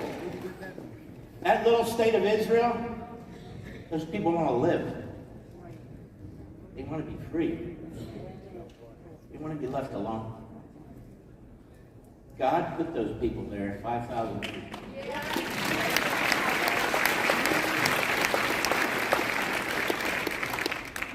There were no Palestinians there. In fact, the word Palestinian media was invented in 1965 by Arafat. That's right. The Jews used to be called the Palestinians. Palestinians of Palestine. Now all of a sudden, they're the Palestinians. They're Arabs. That's what they are. That's okay. But they're Arabs. And they had a homeland. It was called Jordan. Jordan. You want a second state? There it is. It's called Jordan. That king has the nerve to come into our country, stand next to our imbecile. That's right, he's an imbecile. Yep. Stand next to him. Woo! Well, look, it's official now. Does the prosecutor say he's an imbecile? Yeah. Did the attorney general appoint the prosecutor? Yeah. I'm supposed to ignore in so many words. Okay, he's an imbecile. I got it. Fine. All right, Yeah, so. but he we all should know definitely him. still run the country. He's dangerous. Amen. He's We the issuing people run the executive country. orders against the Jewish indigenous peoples in Judea and Samaria. Since when does a president issue executive orders that extend outside of our country and are specifically targeting people like Jews? Yep. What kind of a person does something like that? Or he's Evil. telling them they must have a second two-state solution. You know who does that? An anti-Semite does that. That's Yeah. right. What's with this two-state solution? Oh, yes. You have to give up your home. You have to give up a little town called Shiloh. You ever heard of Shiloh? That's really where Judaism began. Before the city of David and before Jerusalem. First capital. All the tribes came together. That's where they came together. Biden says, I don't care. Give it to Palestine. I don't care. Give Judea and Samaria to the Palestinians. The peaceful Palestine. Where is the leader of the peaceful Palestinians? Will he please present himself so I can interview him? Right. I can tell you. His name is Abbas, and he is paying terrorists to kill Israelis under a program called Pay to Slay. And I can also tell you that America First Legal has sued the Biden administration for violating the Taylor Force Act. Yeah. Taylor Force was an American citizen, a veteran, a West Point graduate. The peaceful Abbas Palestinians murdered him. Donald Trump said, that is enough of that. He cut off funding to the PLO. He cut off funding to UNRWA that works with Hamas. He cut off Iran and put his foot on their throat. He cut them all off. Iran was on its back. Hamas was starving to death. The PLO was in its little cage. And then comes Biden, the arsonist. Lights up the whole damn Middle East. Sends our troops there for sitting ducks. I don't even know why they're there right now. Iran, for its proxies, murdered 3 of our citizens. And what's his response? Does he hit Iran? No. What did Reagan do? When they hit one of our freighters, he destroyed half the Navy. What did Trump do? When he said that's enough, he took out Soleimani. What did Biden do? He wants to take out Bibi Netanyahu. He's attacking the Israelis. This is serious. And I understand this gentleman here. Nobody's suffering like him. And he raises good questions about how this happened. And they need to pursue it, and they need to figure it out. That's right. And I don't blame him. If that was my son, I'd move heaven and earth. Because these people are not just kidnappers. They're torturers. They're sadistic. They're rapists. And I'll just say one last thing. There was a report put out last week. I couldn't even read it. About what was done to these people at that festival.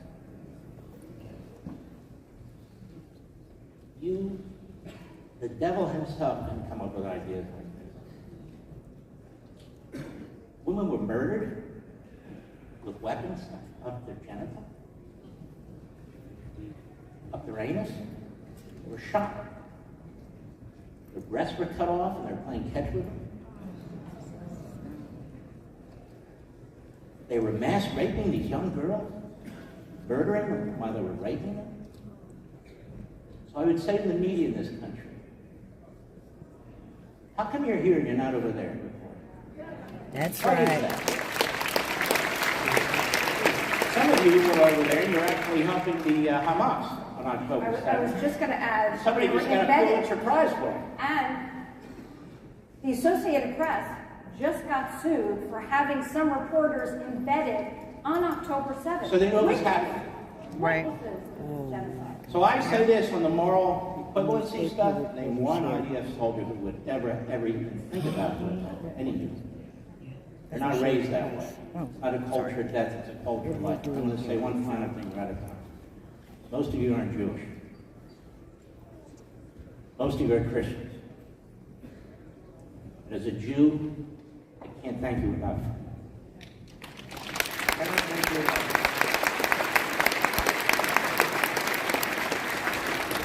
The Judeo-Christian belief system is what founded this country, whether the media likes it or not. And that's why we have the freedoms we have, that's why we have the principles that we have, that's why we have the Constitution that we have. Never forget. Amen.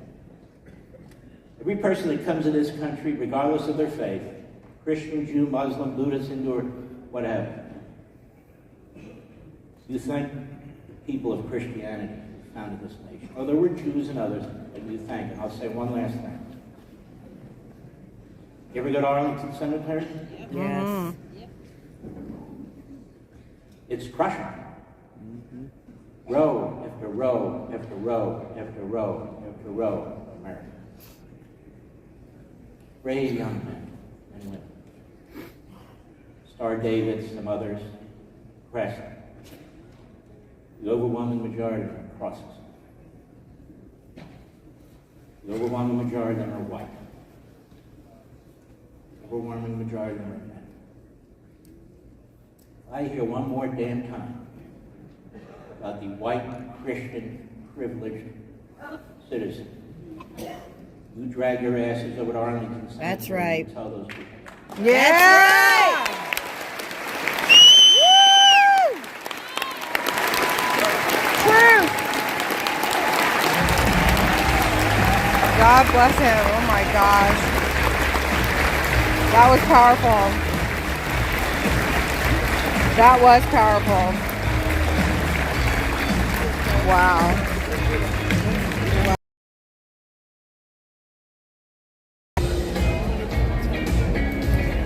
The old civil rights adage that goes, no justice, no peace. What we have to prepare for is we're going to see this propaganda spread even further in the media outlets, in the mainstream media outlets. What's happening right now is in a greater context of one of the greatest crimes against humanity, which is an apartheid regime. The Israeli government is what has fueled this. It's Israel that is occupying the Palestinians, not the other way around. And it's basically like living in an open-air prison. I think Hamas mainly attacked military establishments within military installations. Women and children and old people from other states. What about what do you think of that? He said, why can't you say yes? He gave him an answer. He didn't give an answer. I think anybody who watches would understand the answer. Once Israel moves forward with an they're going to be viewed as the killers. It happened, and they're covering it.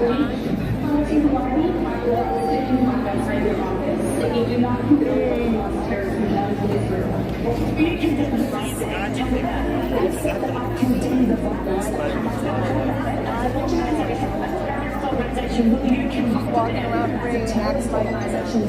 They're just kind of walk over. Officer Byrd. Palestinians are leading a freedom. And he was given a Medal of Honor. Bye-bye. And then you fight back for that and you stand for your rights. That does not make you a terrorist. That makes you a defender.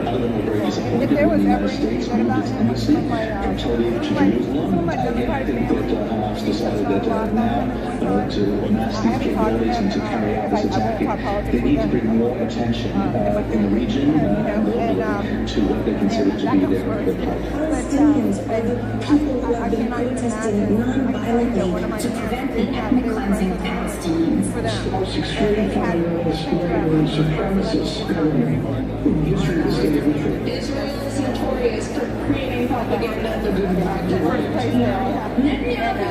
basically one of his own and what he wants to excuse himself of is killing and genociding and holocausting the apartheid state of Israel, which has no legitimate reason for existing. We strike first because we want our land back. And that's what people do when they want to do that. It's a resistance. For violence, cheering for killing of civilians, calling for war, chanting in the streets, there's only one solution. It always goes on, but we're in a big one.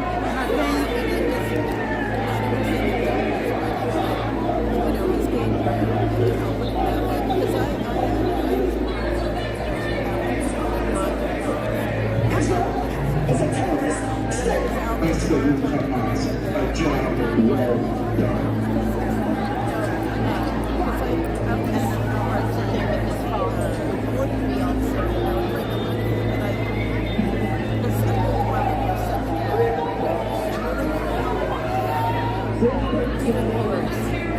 What is it, like a motorcycle's lover? It's every single thing they have done is justified. Resistance is a human right.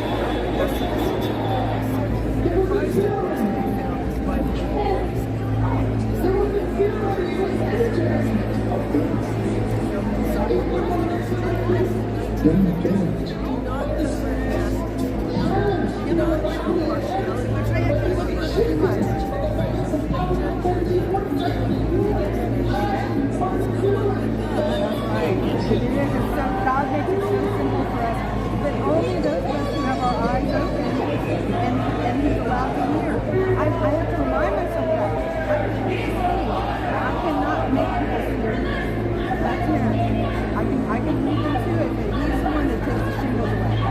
You know, and so it's like these are things I have to remind myself. I dig for it all the time, or He gives it to me. You know, when I need that reassurance of, I know in her case, you guys are doing your best to right back Funding the Students for Justice for Palestine, and where this money is coming from that's creating this propaganda that's infiltrating our academic institutions, our media institutions, and trying to drive this anti-Jewish message. A bunch of us just got back from convoy. We went down to the Texas border to go pass. That was for the Ladies and gentlemen, please welcome Mayor of Riverton, Utah, Trent Staggs.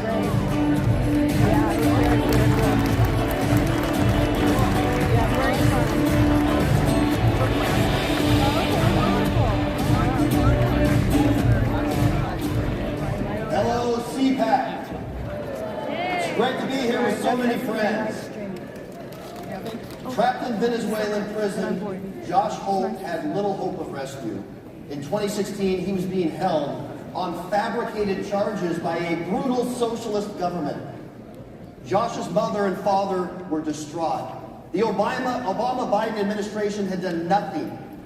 As his hometown mayor in Riverton, Utah, I too felt discouraged over the years, wondering, pleading really for someone in Washington, D.C. to show that they cared. And then came President Trump. He cared about Josh.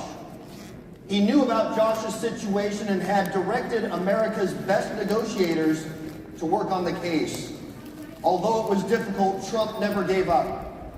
And after 2 long years in prison, Trump secured Josh's release. We really need leaders today who care about everyday Americans. We need leaders who will use the full might and power of our country to defend our citizens. We need a leader back in the White House who will put America first. Amen. Like Josh and his family, everyday Americans are now suffering from a government. Not a foreign government, but tragically from our own. The weaponization of federal agencies against us. Tens of thousands of pages of new regulation each year by unelected bureaucrats that cripple business and criminalize routine behavior. The enslavement of our children and future generations to massive debt. Prioritization of a climate change crusade over the needs of American family budgets and American security. Caring more about the security, about the borders of other nations than our own. Allowing an invasion across our southern border that will go down as one of the worst preventable tragedies in history. What image is worse? Emperor Nero fiddling as Rome burned, or Joe Biden licking an ice cream cone as crime and fentanyl continue to pour into our country? Well, I say enough is enough. The conservatives in this room and tens of millions of patriots around this country are ready to make our voices heard. Bold, courageous leadership in Washington to make sure that establishment forces don't get in the way. Entrenched established interests are looking to upset the America First agenda. Recently, Mitch McConnell, Mitt Romney, and others teamed up with Democrats to betray our need to secure our own border. Please, spare me about the speeches, how McConnell is just playing the long game, or how Romney is some grand negotiator. I've heard that too long from too many people who ended up compromising our spend more of our money on liberal priorities. Conservative Americans have a choice in the months ahead. Are we going to allow so-called conservatives to continue their America Last policies? I say no. Will we continue to allow our elected representatives to masquerade as conservatives, but vote the interest of liberals? I say no. Will conservative leadership be allowed to continue to throw their own party's voters under the bus? I say no. It's been said that Americans used to roar like lions for liberty, but now we bleat like sheep for security. This happened because the establishment in both parties care more about maintaining their power than unleashing American liberty. But this stops today. Bold, true conservative leadership will restore our constitutional republic. With constitutionally conservative leadership, America will once again secure our border. America will once again fight for our own interests over those of any other nation. America will once again use its full might and power to defend its citizens like Josh Holt. And I'm confident that as Americans once again learn to roar like lions for liberty, it will once again become a government of, by, and for the people. Thank you, CPAC, conservatives, and may God bless America. Thank you.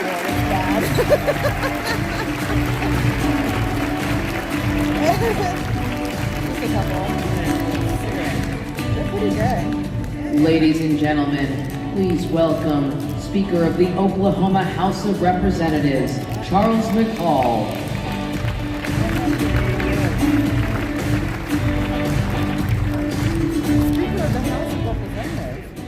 Good morning. I bring you greetings from the great state of Oklahoma, where we like our states the way we like our politics. Red. Bright red. I'm honored to be the Speaker of what I believe is the most conservative House in the nation. Oklahoma is a state anchored in bedrock conservative values, from fiscal restraint to the faith in the Almighty. We believe in common sense, constitutional liberties, and the freedom to chart our own course. We exercise our 10th Amendment rights under the Constitution to push back against Washington. Oklahoma sent its National Guard members to protect the southern border as the Biden administration fails to do its job. We have zero tolerance for illegal immigration. We believe our children are the most precious resource, that their education shapes our future and their future. We are a state where parents control their children's education. They can now use their education dollars for public schools, private schools, charter schools, and homeschooling has been protected in our Constitution since 1907. The Oklahoma plan keeps government out of homeschools, Christian schools, keeps private schools private, empowers parents, not bureaucrats, to make education decisions. And while we vigorously defend public education, we believe God gives children to parents, not government. We have banned critical race theory, boys and girls bathrooms, and protected women's sports. It's incredible we spend so much time on what is common sense to Oklahomans and Americans. We recognize our constitutional right to bear arms. We have a novel name for it. In Oklahoma, it's not open carry. It's constitutional That's carry. right. Speak the truth. We have a healthy economy, job growth, fewer regulations, and we continue to cut the personal income tax rate in Oklahoma. Under Republican leadership, we have grown to be the 5th best economy in the nation. We've increased teacher pay and provided 52% more funding to education over the last 6 years, which is more in the previous 25 years combined. We balance our budgets every year. We cannot spend more money than we have, a concept that Washington should adopt. We budget less money than we're allowed to spend. That fiscal discipline has given us our largest financial reserves in state history. In Oklahoma, we are prepared for the next Washington-created economic downturn. I'm proud to represent a state that is fighting back and lighting the way for others, because the Oklahoma standard is the American standard. Freedom, self-reliance, and faith. If we hold fast to these principles, I believe America's finest hours still lie ahead. In friends, in 2024, stand up, rev up, make America great again, and I mean again. God bless us, the great state of Oklahoma, and the United States of America. Thank you.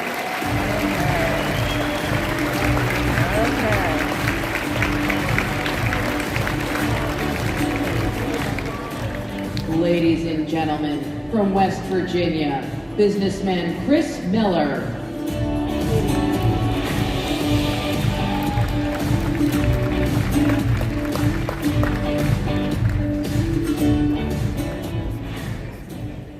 My name's Chris Miller.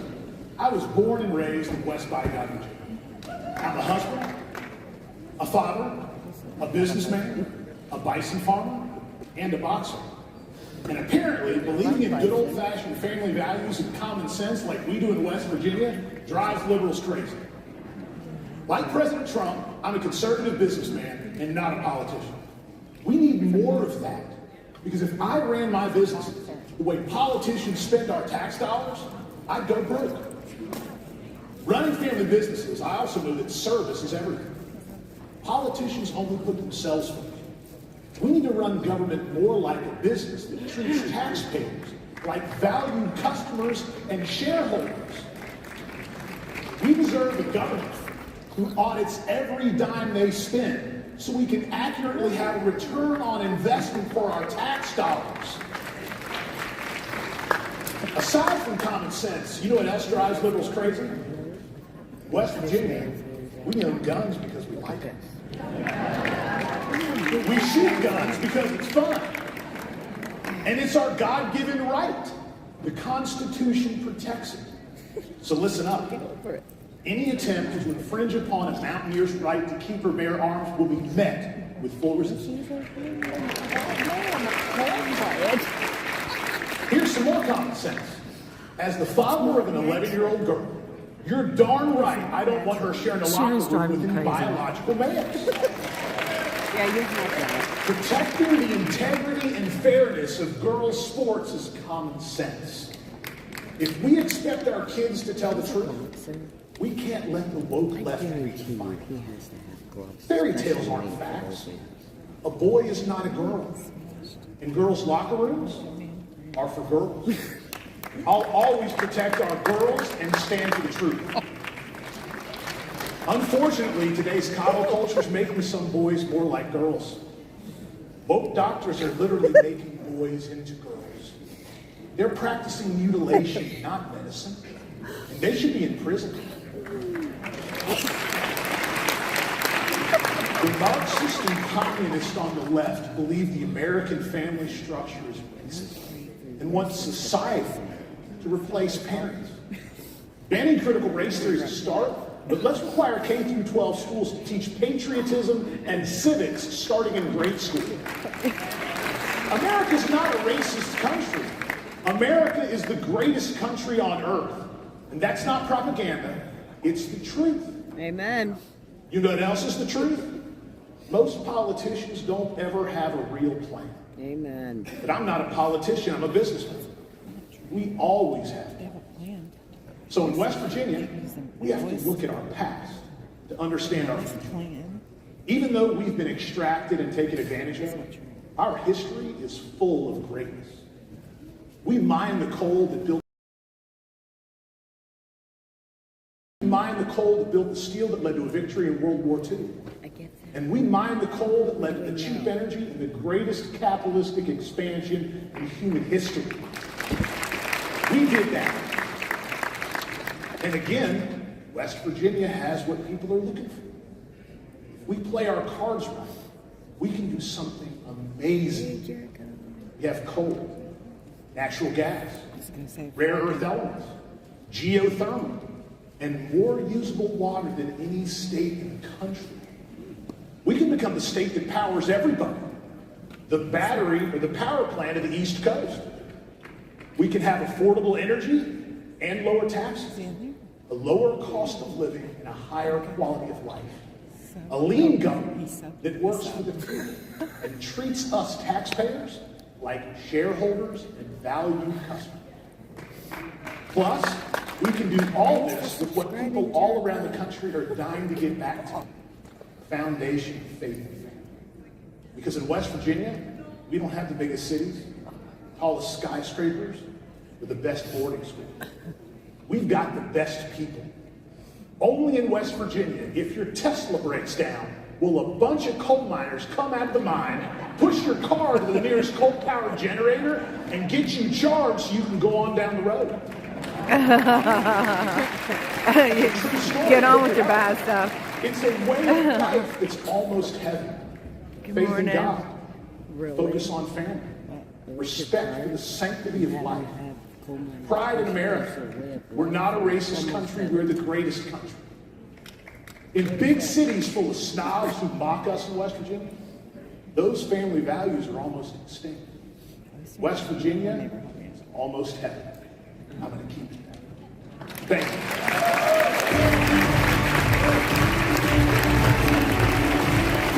They have to say businessman because they're not supposed to be campaigning, but obviously There's a concerted effort to intimidate and censor conservative thinkers. The very freedoms secured by our Constitution are being threatened by the most liberal progressives America has ever seen. It seems like everything they do is to the detriment of our great nation. But there are plenty of patriots with the courage to stand up to the left. Join AMAC. AMAC is a voice for conservatives that cannot be ignored. Stand with over 2 million America-loving patriots by joining AMAC today. I'm Fred Russo, Director of CPAC Center for Preventing Human Trafficking. We join this fight to hold traffickers accountable and ensure justice for all victims. We started with the premier Sound of Freedom, and now we are working with our partners on Capitol Hill to end modern-day slavery. Yeah. This better be Dan Yost. And I want to bend his ear about this human trafficking in Ohio.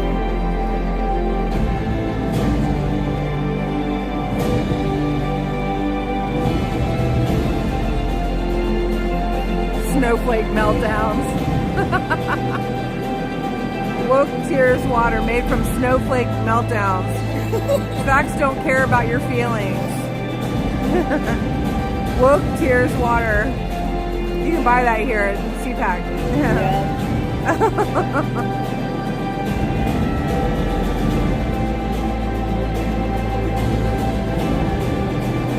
Making hydration great again.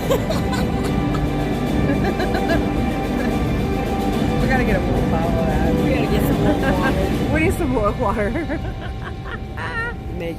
Make hydration great again. Now, an exclusive look at Reagan, starring Dennis Quaid. Hi, it's you. I'm running for governor, and I like your vote. I forgot your name. Do his initials help? RR? Honey, Roy Rogers is here. For governor.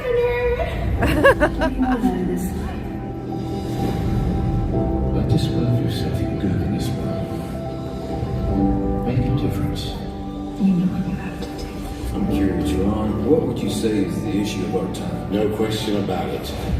Communism and the Soviet Union. I am about to start the biggest war of this century, and I'm not going to fire a single shot. To blow up 8 years of diplomacy, what would you have me do? I want you to fight. Mr. Gorbachev, tear down this wall.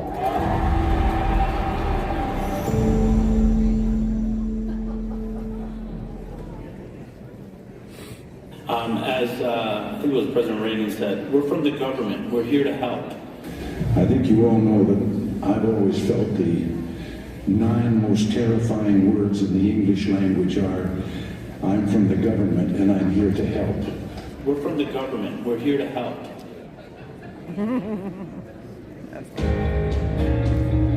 Ladies and gentlemen, up next, combating human trafficking. Please welcome Anti-Human Trafficking Director for the Attorney General of Virginia, Tanya Gould. Founder and Executive Director of Letitia's House, Elizabeth Ameling. Ohio Attorney General, Dave Ghost. And your moderator, CPAC Senior Fellow, Mercedes Schlapp. You guys, you couldn't even believe there's like this much attitude in this little package right here. That's a lot of tude right there. How's everybody doing this morning? I mean, it's been hustling and bustling. Let's take this through here, and so much going on Rainer Road down in the CPAC Central Hub, and it is just an honor to be here with you. And I know we got to turn to a very serious topic, a topic that CPAC has been involved in, and I want to really bring in this incredible panel of experts, of fighters on the front line to save the lives of children who are being sex trafficked, of young women, of young men who are being sex trafficked. I'm going to make this very clear. This has nothing to do with politics. It is about humanity. If we do not save our children, if we do not save these innocent victims, then why are we here? So to get started, Attorney General, it's great to have you here from Ohio. So I got to ask you, you ran an effective, very effective operation, Operation Buyer's Remorse. Walk us through, what did you do and how did it work? These were law enforcement agencies and support services agencies. So we're not just out there doing a law enforcement cop thing, although we do that as well. We make sure that the survivors of trafficking, when you encounter them out in the field, are connected with services, whether that's a meal, addiction treatment, shelter. We're there to help support them, what we call the highway to hope. But here's the other thing, buyer's remorse. There's no market for human trafficking if there's not buyers. And so we have shifted in Ohio from a focus on enforcing laws against soliciting and prostitution to actually enforcing the laws against buying sex. We have a new law that makes it, yeah, that's the right way to go. And we are trying to send a message to all the buyers of sex. Don't buy sex in Ohio. If money dries up, the trafficking will dry up. And what's really unfortunate here is that it is, part of this is the fact that you've got the U.S. being the largest consumer of sex trafficking. And so, Tanya, let me ask you this. I mean, you're nodding your head. You're saying, yes, this is a horrible problem. And what's happening in Virginia? I mean, you all have taken this battle. You yourself, you're a survivor. I mean, what are you hearing? What has been able to get done at the state level? So our Attorney General has made this priority, and also the governor, so we have that. And in doing so, we started a mission to really look at what we have been doing and some gaps. And we want to be intentional about making sure we have a trauma-informed response, person-centered. And we also want to make sure that we're reaching our citizens, you know, just so that they would understand that they are a part of the solution. So one thing that's been going really well, we started this program Education. 100% back, businesses against trafficking, and it's been very successful. So we did just kind of a short video. We're focusing on awareness to send out to all businesses so they can make sure that their employees are watching it, because they are firsthand, right? So a lot of people always think human trafficking happens somewhere else, but it's definitely places, you know, I went to a retail store, I went to an ice cream shop while I was being trafficked. So just making sure that, you know, businesses understand that they can be a part of the solution. We've had Chamber of Commerce's come to us and say, we want to make sure that we want to make this available all throughout the Commonwealth. It's been really successful. Elizabeth, you run this incredible home, Fisher's Home. I had an opportunity, a great honor to go visit and see where you care for these victims. I mean, you've seen the horrors of human trafficking, sex trafficking. What has to be done so that the victims get a second chance? There's so many things that need to be done. The first thing is that they need to find safety. And there's so few places where they can go. And they need to be in a housing setting where there's trauma informed. Because victims of sex trafficking, victims of trafficking have complex trauma. They have DID, they have mental illness, they have addiction. They have a lot of things that need to be dealt with. And those things don't change overnight. And so we have 2 houses, and we're going national, where women come and they can stay, and there's addiction counseling and parenting classes and financial literacy. We have to overcome barriers like felonies. Women overwhelmingly, victims of trafficking, overwhelmingly have felonies and other things. And what's the average age? Our average age is 24. Getting in the house. But average age that they start the sex trafficking? 12. Average age is 12 years old. I hope the media back there is really capturing this. Average age of sex trafficking is 12 years old. And they are raped multiple times a day. They are handed off. And then who takes care of them? Well, a lot of them don't ever make it into a safe place, and they die or they're incarcerated. But the other thing that people may not know is 99 to 100% of all of our survivors, over 2,000 years, they were all sexually abused as children. It's the #1 predicator for people being trafficked. And so they were sexually abused as children, usually under the age of 5, and so then they end up trafficking. Attorney General, And then so we criminalize them. we look at So they Ohio, never you're not a know border stuff. state, It's crazy. but yet with the border crisis, with the chaos that we're seeing, with over 86,000 children that are missing, that have crossed the border, how is this tied between the border and Ohio and all these other states? Well, first of all, there's no such thing as a border state anymore, or maybe I should say every state is a border state. Yeah. Our southern border is so wide open that whether we're talking about human trafficking, we're talking about drugs, it's pouring into our country and going right up the middle and dispersing everywhere. The border is the largest issue this year in America, whether we're talking about the economy, whether we're talking about drugs, whether we're talking about human trafficking. Get control of the border first. And let me ask you this too. It's not just sex trafficking, but labor trafficking. What is that?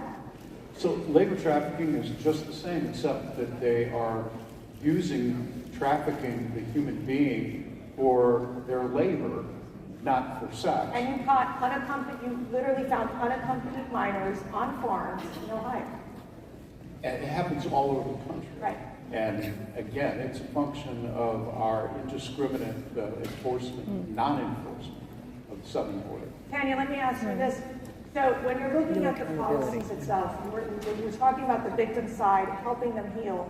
But the reality is, how are we catching these human traffickers? Are they being prosecuted? Everywhere but. So traffickers are master manipulators, and they do everything that they can to make sure someone else, is blamed for what they're doing. And that this is just something that they've done forever. How they do their work, it is their operation. So, to really take the time to figure out what traffickers are doing and how they're doing it, that's a lot of work. And I don't believe that we have enough resources to put on that side. When we're talking about traffickers, buyers, that's one thing, right? And so it's easier when we're talking about, picking the lowest hanging fruit. It's easier to go after victims and survivors, right? So we do want to switch that, but not only switch that with our mindset, but also switch that with our thought and make sure that we're going after traffickers. It's very difficult. They are master manipulators, which is how they're able to go after people who don't think that they're wrong. But they understand what vulnerability is, and that this is how they do it. And we see this in a lot of cases where these women are part of these crimes, that then they get thrown into jail, and then their lives are completely ruined. Elizabeth, you've dealt with these issues time and time again, trying to get these women out of jail to help them rebuild their lives. We have, and it's not unusual to have somebody trafficked for 12 years who's come to our house. The average number of felonies in our house is 11. It's identity theft because survivors or people who are being trafficked will have credit cards that don't belong to them. Their children might be in the next room and get 5 counts of child endangerment. Try getting a job with a felony. It's almost impossible. So we have one person that we love very much, and she was trafficked at 12 by her mom. We also have a lot of parents trafficking kids in the U.S. People don't know that, but it's real. And her mom sold her for drugs. She was with the same man. He had a very complex organization. She was arrested at 30 in Virginia. She had a whole bunch of felonies. She testified against him a year and a half later. He hoped she would drop dead in the meantime, so there was no trial, because if you're not a witness, you don't have a trial. He got 14 years. She was trafficked by him for 8 years. I mean, it's just an injustice. So we help them with jobs. We pay for school. We try to help them find other ways to be employed. But you mentioned this. They can't get like nail technician licensing or you can be a chef. You can be a psychologist. You can be a legal aid. Yeah. And you're limited. You're limited. Attorney General, what can we do more for these victims?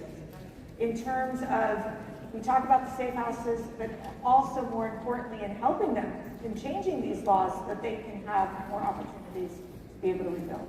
And Elizabeth just hit on something that's big, which is these collateral sanctions. If you've got a criminal record, and if you've been trafficked for any time at all, you've been forced into situations where you have theft, you have drug problems, you've got any number of criminal actions, you can't get an apartment. Right. Can't go to school. So in Ohio, we have loosened the restrictions for survivors of trafficking have a better opportunity to get their records expunged or sealed so that they can actually rebuild their lives. And here's the other thing. I hear politicians so often say, oh, well, be a voice for the voiceless. Survivors have a voice. Yes. It's just time for us to listen. Yes. Thank you, Connie. Daniel, we were talking about Virginia. As we know now, Virginia, both the House and the Assembly and the Senate, they're both Democrat-run. How much support do you get from the Democrats on tackling this issue of sex trafficking? Well, it depends on what issues are at the table. Right. Virginia, we still have a long ways to go when it comes to human trafficking and understanding and learning. So that's one thing. So there's still that learning, educating our legislators and making sure they understand. So that's kind of where we are there. We do have on both sides. We are able to get some good policy and legislation there. However, it just depends. We are purple, and sometimes, like I say, we're purple because we don't make any decisions. Yeah. Right? And but don't you think this is like a no-brainer, bipartisan issue? I know for CPAC, our goal is to actually, as we do with criminal justice reform, find the center-left groups to come work with us and find common ground and get through legislation. We do. We get enough support to at least, get a lot of bills heard. But again, if we're trying to do harsher penalties on buyers, that's not going to go. And then how is it with the budget? Is there enough money there to help the victim? Right. And I can't wait for Elizabeth to jump in. Jump in like 2 seconds. So, like I said, it's still about educating our state, our Commonwealth. It really is. That's really where we are. And until our legislators understand that human trafficking, so for an example, we in Virginia, we don't have a great data collecting system yet. Yeah. So if we don't have the numbers, we can't prove that this is happening. Yeah. Right? So there's still a lot of work to be done in order for legislators to understand, this is the path that we need to go. I know, we know this is where we need to go, but we still have to have that data, and we're still working with recovery. Elizabeth, in terms of the recovery process, I think you talked that sometimes women are let go too soon, and then they end up back in a situation where they're being sex trafficked again. What's the frustration you're feeling as you're trying to make your home, Letitia's home, be able to bring in more girls and help them rebuild their lives? The biggest frustration probably is that we're very limited. Being people bonded to us, there's a time constraint. Overwhelmingly, the women who come are moms. A lot of them have lost custody of their kids, or their kids are in foster care, and there's a very tight window for them to get custody back. And so we have 12 to 13 months help somebody recover from addiction, get their GED, maybe have a 5th grade education, learn life skills, financial literacy, improve their credit score by some miracle, get a job so that they can get an apartment with their 5 felonies and get their kids back. I mean, it's insurmountable. And I want to add, faith is a critical part of the recovery process. Yes. When I walked into that home, they had the Bible there. It is prayer, and because that is part of the healing. Explain the importance of faith in this issue. Penny, I want you to weigh in on that as well. Faith, our founding principles, everyone's created with God. I mean, we're trauma-informed, we're certified always, but we believe that when women find out that they've always been loved and there's no one like them, our house manager says, you're the apple of God's eye, he only made one of you, you're perfect. We say that to them because they don't have moms and dads. Overwhelmingly, their parents are dead or in prison. They have to have that connection. If they develop that while they're at our house, they do better going through counseling. They do better dealing with addiction. And it is transformative because it lets them know they're loved. And when we started, the first young lady called Letitia, she said, I feel loved for the first time in my life. So it's vitally important. But my wish list is that we would have enough funds so that we could provide that transformative, longer housing period so moms don't ever lose their children. Yes. Because nobody should have their rights severed because they've been in jail for 12 months. It is so wrong. And children who go into the foster care system, 70% end up in the trafficking pipeline. We have to stop it. We want the housing to be there, so at the end of 3, 4, 5 years, they are independent. They have jobs. They have dignity. They know who they are. And their children are growing up loved, and we break that cycle. And they are free forever. We have to do it. That's right. Yes. Woo! On the faith component in your own experience. No, I just remember that, you know, when you were little, right, all of you were small, just like myself, you know, there are dreams, right, ideas and thoughts about life and what you want to be, who you want to be. And so I'm no different. I have those same dreams and ideas and aspirations, you know, but when the trafficking experience came and so many other types of trauma that happened in my life, right, there was a big disconnect. So what happened when we're talking about faith, right, it takes faith to believe that you're still that person after all of this has happened to you. And so having people and places and folks that believe in that, believe in just me being human and who I am and, you know, the image, being in the image of God and having I am in God and God is in me, like that whole thing. You know, there was a huge disconnect. So being able to come back to that and having people in place to do that is, it's just beautiful. Right, and I'm sure the Department of Justice doesn't really care about the faith component, and they're going to try to force in their own regulations with these homes. Attorney General, I want to ask about big tech. We saw Mark Zuckerberg basically apologize to family for pushing their disgusting child, you know, abuse type of content on big tech. Should they be held liable? What changes should they make immediately to stop sex trafficking? Well, they should be held liable, and that's one of the reasons why Ohio is part of a group suing them. But just this morning, I'm sure you read this in the Wall Street Journal like I did, an exclusive new bombshell about these parental accounts that are featuring underage models in bikinis and underwear, and they're selling this stuff. The Meta algorithm is linking those accounts of children to known pedophile profiles. There's something seriously wrong with the algorithms that are driving our society. Meta is at the top of it. I wonder whether they changed the name Meta to be short for metastasize. That's right. Okay, I want to get final thoughts here as we're going to be wrapping up. What is one thing you want to leave to our CPAC audience? This is the heart of the movement. This is the front lines, the activists. What do you want them to remember as we get off the stage? Yes, for me, being a victim of domestic sex trafficking was something that at one point, even understanding I was a victim, it was just, you know, hard to get past, right? Still a lot of shame there. But finally, thanks to President Trump, he made a big difference in making sure that I had a voice as someone who was trafficked here in our country.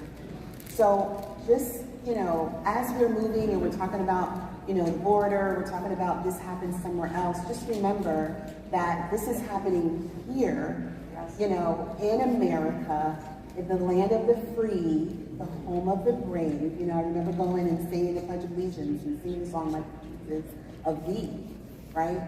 That's for me too. So just as you're going about your day, just remember that. Remember that this happens here in America. Elizabeth.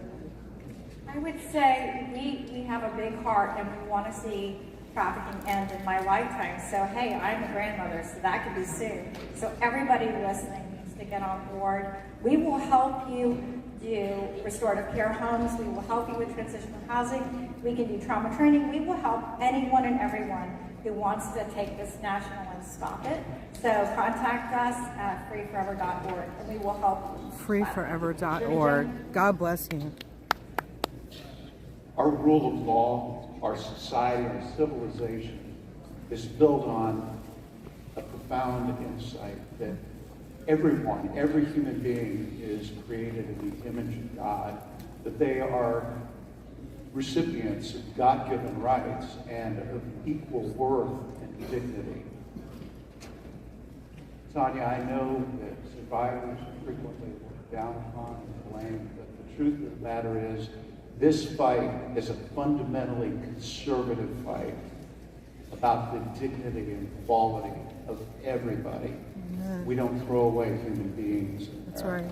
That's right. That's right. I want to thank my panel, and also we're really proud at CPAC to support and we launched our CPAC Center for Combating Human Trafficking. We are on the front lines and we are supporting these incredible heroes across the country. So thank you all. Okay, I'm going to switch you guys to the end. All right.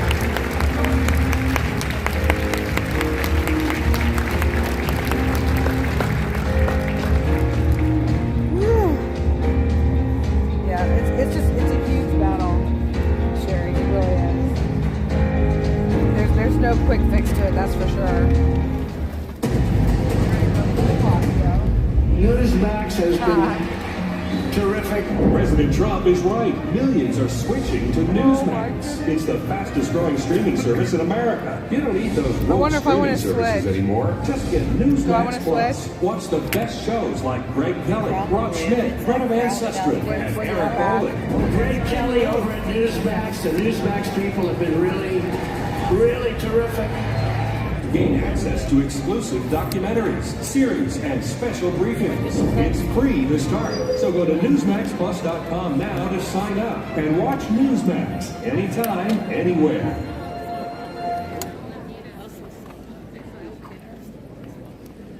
All right, y'all, we're going to walk around. Are you following CPAC on social media yet?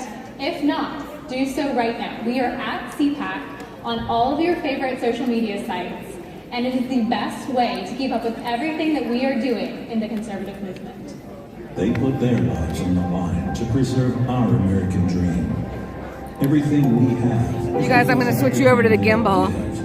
Don't look, Gloria. She gets vertigo every time I do it. Each year, our community, not knowing where our journey may lead. For just $19 a month, you can provide the recognition and resources so urgently needed. Let's say thank you together. Wow, that was a super spin. Hi, everybody. I haven't had a chance to say hello to everyone. This is Shooting from the Hip. Please welcome from Second Amendment Foundation, Alan Gottlieb. Oh, you said you wanted to see that. Congressman Corey Mills, and your moderator, host of the Carl Higby Frontline on Newsmax, Carl Higby. All right, so you know there's going to be a clip of this on Newsmax later if you want to see it. We gotta move around a little. Oh shoot! Hang on, I gotta shorten this. Oh yeah, that's a good idea.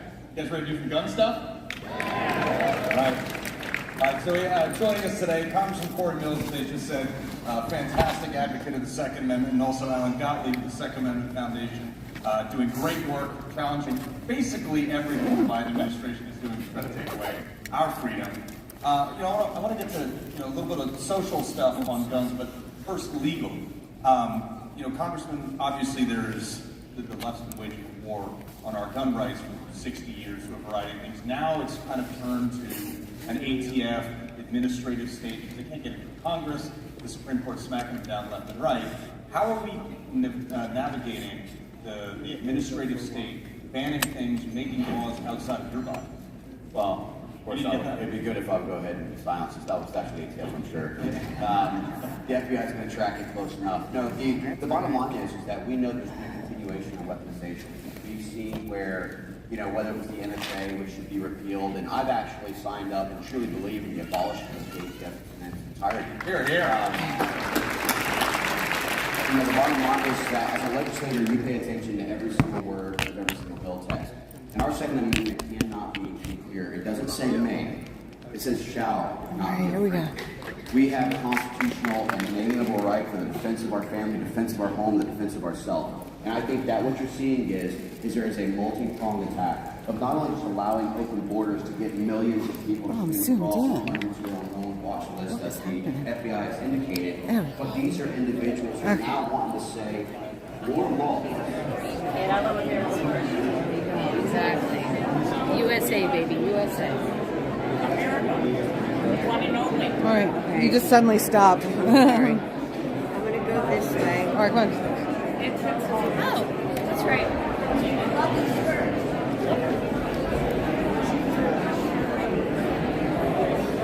Oh, now those are the shoes right there.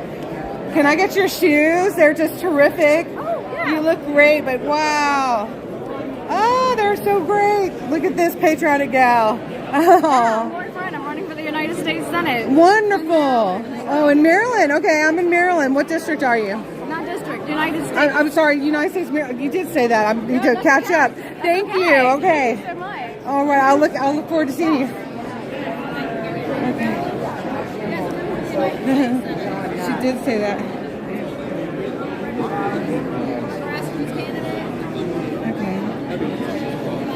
Okay. Sherry just keeps stopping. About to get worse. Yeah, it's all good. Whoop. People are knocking into me. It's very crowded here, y'all. People are milling around, socializing, networking. Hey, how are you? Good. Good to see you.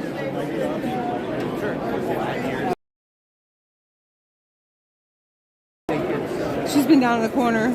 Oh, yeah? Yeah. Mike, how are you today? Hey, what's up, Buttercup? We got you 5 so far. Thank you. Yes, Appreciate you. love you.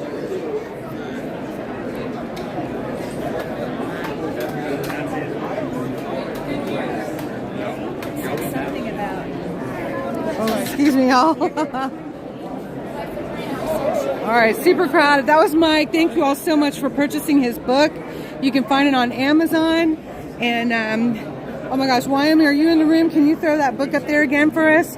Every now and again, Wyoming's posting it, the information, and he's had quite an experience as a result of the Biden administration completely screwing up his life. And he was in the People's Convoy as well as Take Our Border Back convoy, and we want to help support his book. Hi, hon.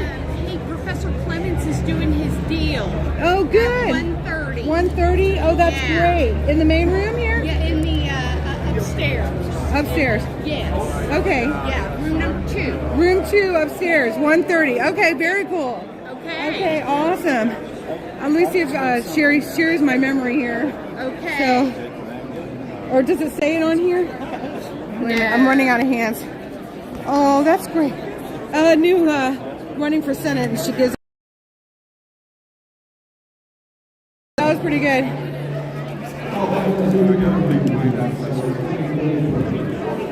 Oh, visit. So Professor Clements, who comes down to our. I've run out of hands.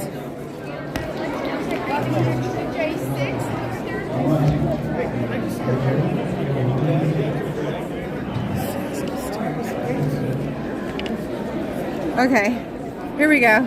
Professor Clements, he was down at the corner, #Freedom Corner last night, and he is going to be speaking upstairs today at 1:30 in room 2. Okay.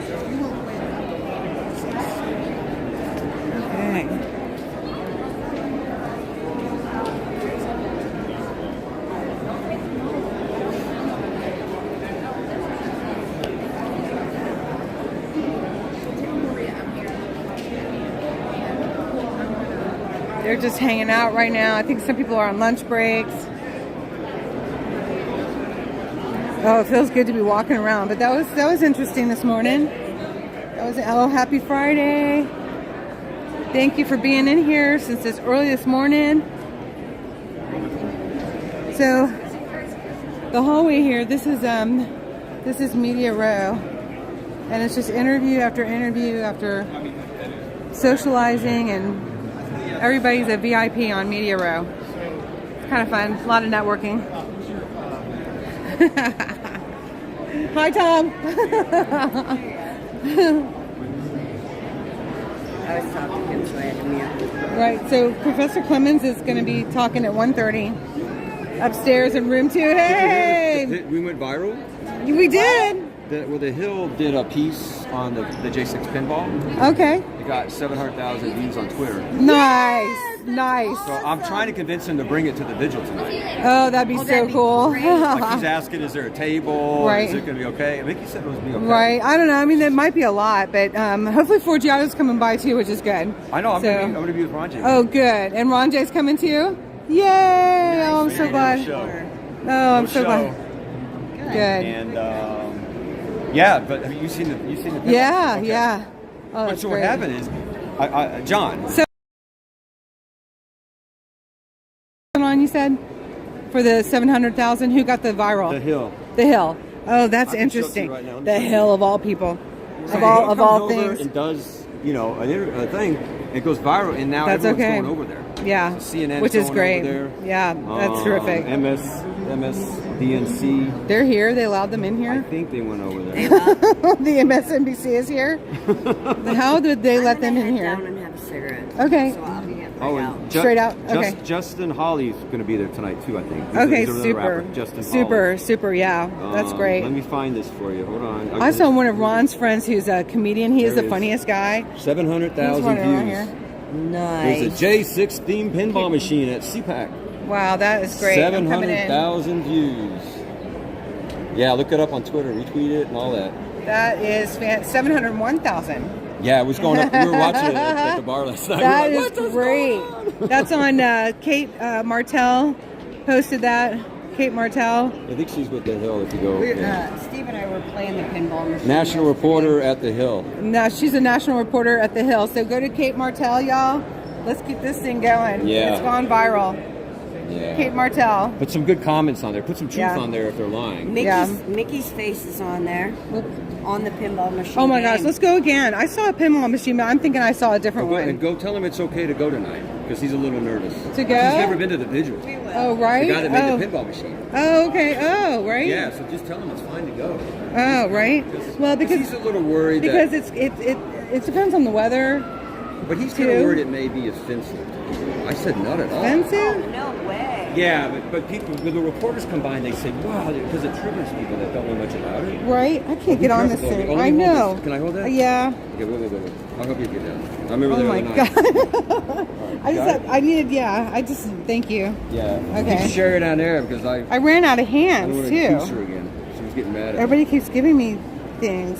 But Oh shoot. what was I gonna say? That's all right. What? Just in case I fall, you're gonna make sure you get it. Here goes. It's the GloryBee Bumble. It's the Bumble. Oh, that's so funny. Sherry, can I put this in your bag? It's some forget-me-nots. Oh my god, thank you. I was run out of hands. Okay, I can carry it now. Okay. Thank you. It was those flyers. I couldn't do it. So I invited a reporter from the Telegraph to come to the video. Uh-huh. Okay. She's Man, brainwashed. Steve, you are She on was it like, today. she was trying We're to say talking to cops were Master killed on Shredder, January 6th, and I'm like, no, Americans were killed. And then she brought the noose, and I'm like, well, who did the noose? I don't know. Who did the pipe bomb? I don't know. That doesn't mean we won't know. I'm like, this is how they still report. And, Right. I was explaining the pipe bomb. I said, well, do you know that the video just came out where the kids walked right by it, the dogs walked by it, nothing happened. Right. Because there wasn't anything there. Right. It might have been a pipe. Well, they said it looks exactly like the FBI training. Yeah. Yeah. And she said, well, they don't know. They just haven't found the person. I'm like, it's been 3 years. They do know. They're just not saying. Yeah, I said it's an FBI operative. And she goes, how do you know that? Oh, okay, I'm going to come outside for a minute. Okay. And then I want to go and see the... Yeah, let him know it's fun to go, because I'm going to drive him over. Okay. Oh, that's cool. I want to get this guy here. We're going to have fun. Oh, Okay. awesome. All right, we'll come find you again. Thank you for letting us know. Sure. Man, he is on it. It is raining. I get it, but this ain't about a pinball game at the corner. Right. This ain't about a rapper show at the corner. Well, but he does have a point. It's about gaining attention for the corner. Yeah. And so we want our rappers there. We want our stuff there. But is it the appropriate place to have a machine that somebody invested all that time, energy, and money into? Probably not. Especially if it's raining. There's hardly enough room for all of us under that tent. It is raining. Yeah. I just want a couple Head too much. Back in. I don't blame you. The fresh air is good. You thought it was offensive? Okay, I haven't seen it yet. Okay. I didn't think it was offensive. Sherry doesn't think so. I haven't seen it yet. And third of its kind also thought it was slightly offensive. I didn't think it was any more offensive than the leftist media out there. I mean, it brings to light, I don't know. I thought I was seeing a ghost for a minute. That was weird. The one on the right reminded me of somebody, the way he walks and stuff. Oh, we've lost way too many people, y'all, to overdoses on fentanyl and heroin. That's for sure. And so I'm going to go and look at it because now I need to make sure I see it. There was another pinball machine, but I don't think that it was this one. It was the one that was over where Bo Diddle was standing. That's what he's talking about. Oh, that's the one. I didn't look close enough then. Okay, I have no idea. I don't know. I didn't find it offensive at all. No, well, can y'all explain to me, even though I haven't seen it yet, can you explain to me what you found offensive about it? Because you're hitting balls onto these people? I mean, it's Trump's voice. He's talking about taking the Capitol, or going peacefully and patriotic to the Capitol. To the corner, right? You know, I didn't find it offensive. Okay. Yeah, third doesn't think it would be good to bring it to the corner. But right. Yeah, I don't think it belongs at the corner. Yeah, and honestly, I'm saying, well, why not? And I haven't even seen it. So I wasn't coming from the standpoint of being offensive. I'm coming from the standpoint of practicality of having a machine there when there's hardly enough room for all of us to stand underneath the tent. Right. That's what it's about. Yeah, and there's a lot of people milling around in a closed spot in the rain. I don't think it's a really good idea at all. But maybe I should stay out of it. Guy can do what he wants. Steve is he is a grandiose marketer. He's got big plans, but he gets around. He gets some things done, which is great. You certainly don't get things done by standing on the sidelines. Amen. Standing on the sidelines quietly. You can get a lot done by you couldn't standing if you on tried. The sidelines, but not quietly. You couldn't if you tried. I've done it. Quietly? No. No, not quietly. But I've been on the sidelines, not quiet. If you want to be on the sidelines, you better be loud. Take notice. I know, but try not to scare the little old ladies with wigs. I'm trying. I can't help they weren't prepared. You prepared me. You didn't prepare them. Loud and proud. Loud and proud. To be American. That's right. I want to go see that pinball thing. Great outfit. You look terrific. Thank you. Howdy, howdy. Did you sign the bus? No. I did. Oh, let's go sign the bus. This is the bus that they, in Fulton County, Georgia, they wouldn't let it park. And I got it driving by as we were waiting for Trump. And now he wasn't in the bus, of course. I saw her paint that once behind the lady there. I saw her painting that. The line. Oh, isn't that great? It's amazing. Oh, that's beautiful. I'll tell you guys about this artist. Wow.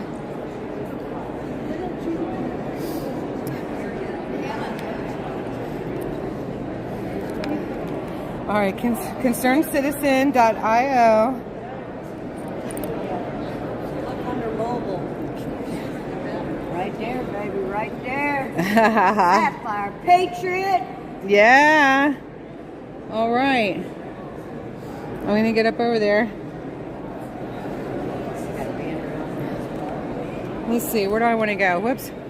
Sorry, y'all. We're going to sign the banner as well. I'm going to go right there.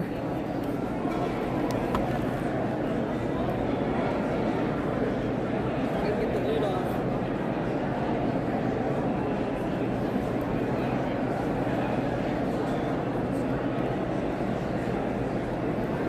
This is a good spot right here, I think.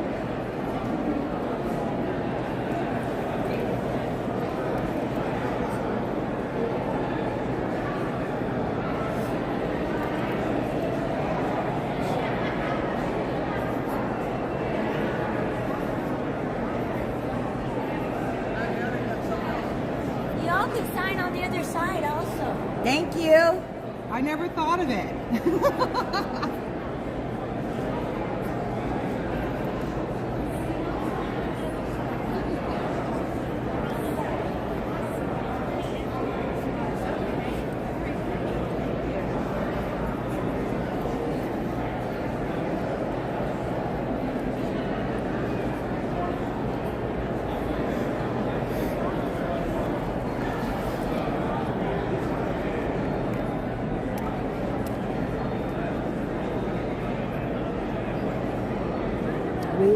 Jerry, we are at CPAC 2024. We're down in the exhibition room. It's the GloryBee Freedom Convoy. One more time, we're ice on the bus.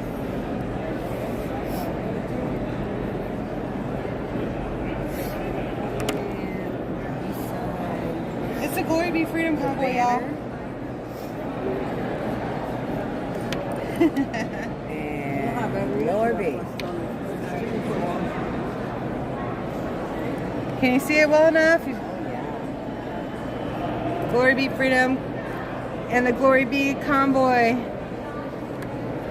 We got it, y'all. Ew. I don't know why that was wet. All right. Hey, Trooper. Oh, nice. I just lost Sherry. Oh, she probably needs to get a pen.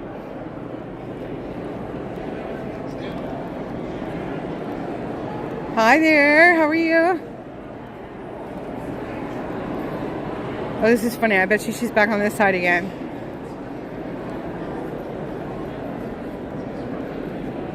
Oh my gosh, I completely lost her. Lion.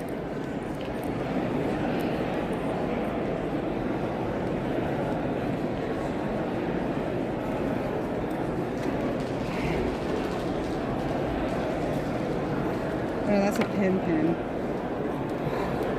We need another marker.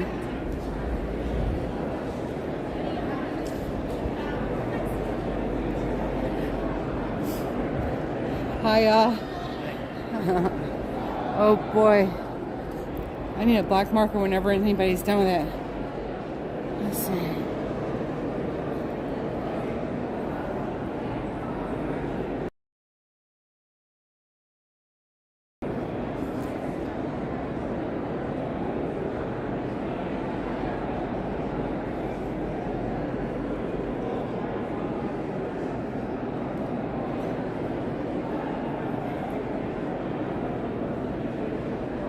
Oh, here you go.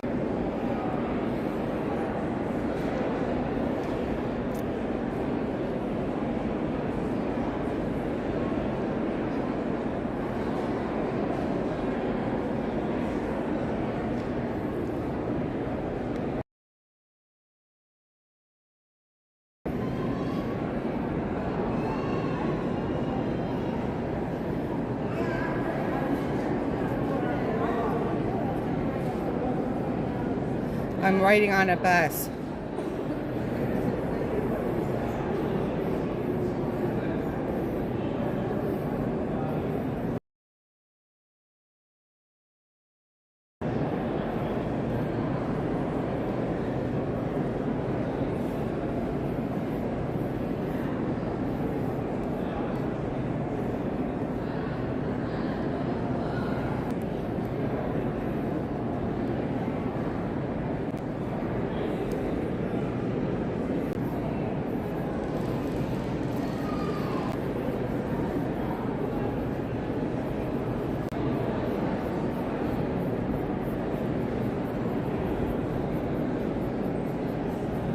In its rawest.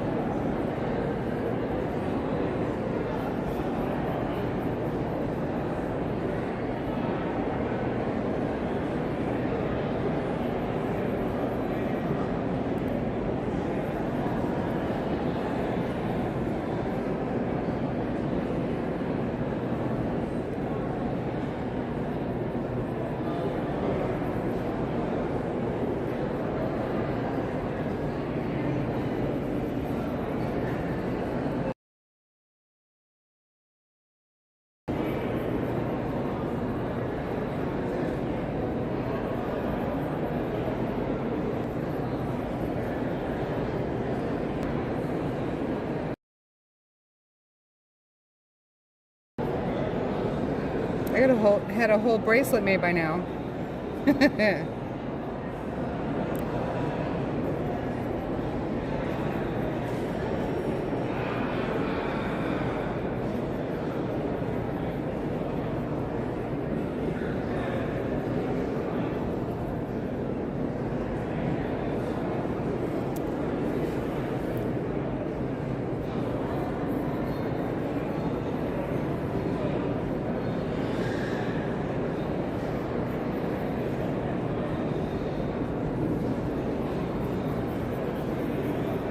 We gotta make it stand out, y'all.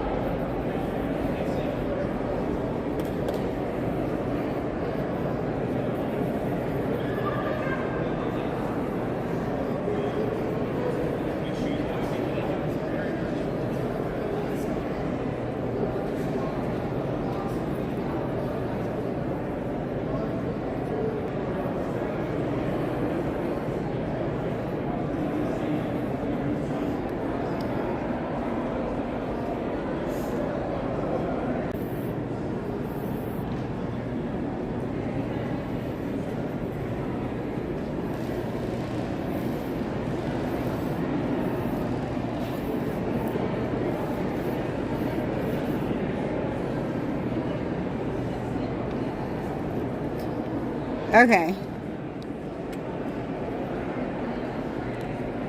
Perfect for almost nap time. Nice. I know it is like a low hum, isn't it?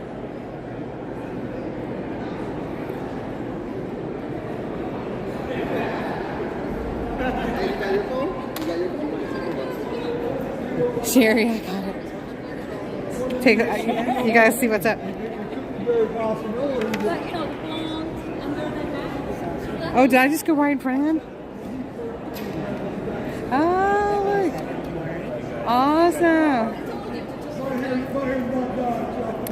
Oh my gosh, did you tell him to come down to J6? Yeah, I oh, already good. talked to Forgiato. He said he's probably going to come down too. Oh, good, good, good.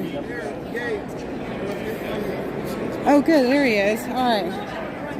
Awesome. Come and see what I did. They were not supposed to write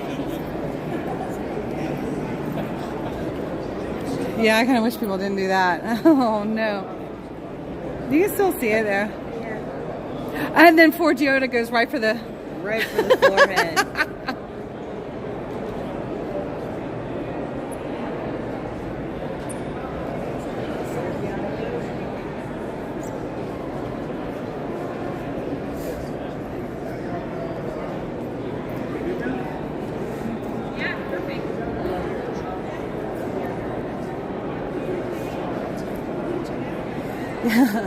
You probably put some of those lines on that face. You probably did.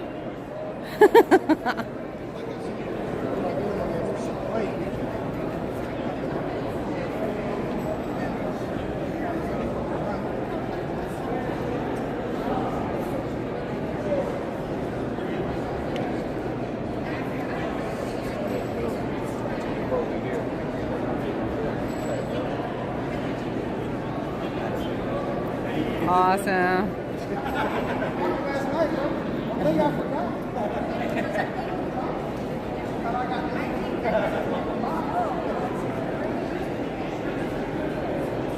All right. I've been looking for you this whole time. I've been back here coloring. You said you were over signing the bus. I'm like, I was remembering it. Sarah, yeah, Sarah's right there. Look at this, guys. Isn't that great? Well, that just means I gotta add one to it. They're all up there. I gotta grab a pen.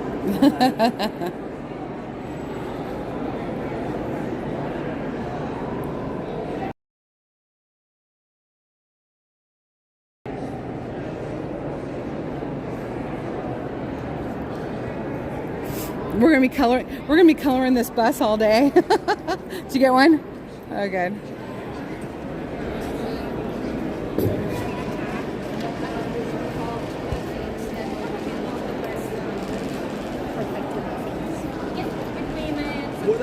What I see on this? It's cool. What you doing, Tom? Just wondering. We're coloring a bus.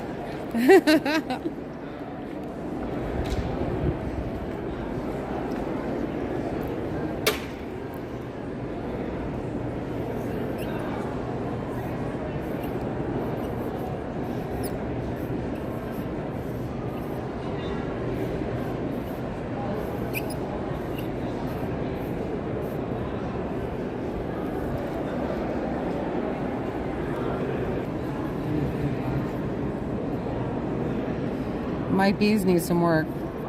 Oh no, he doesn't have a stinger. I need to add a stinger to this.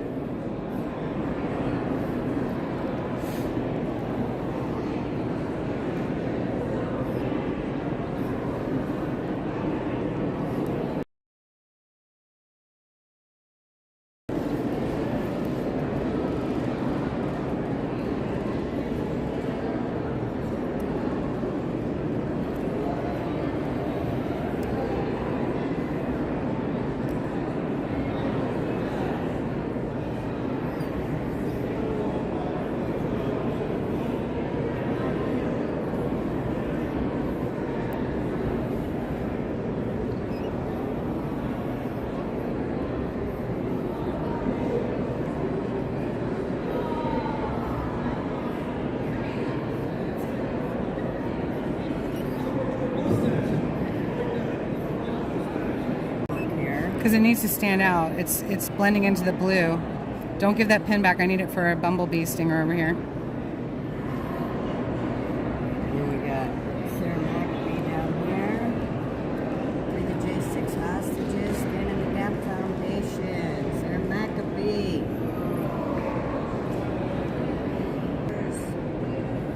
Yeah.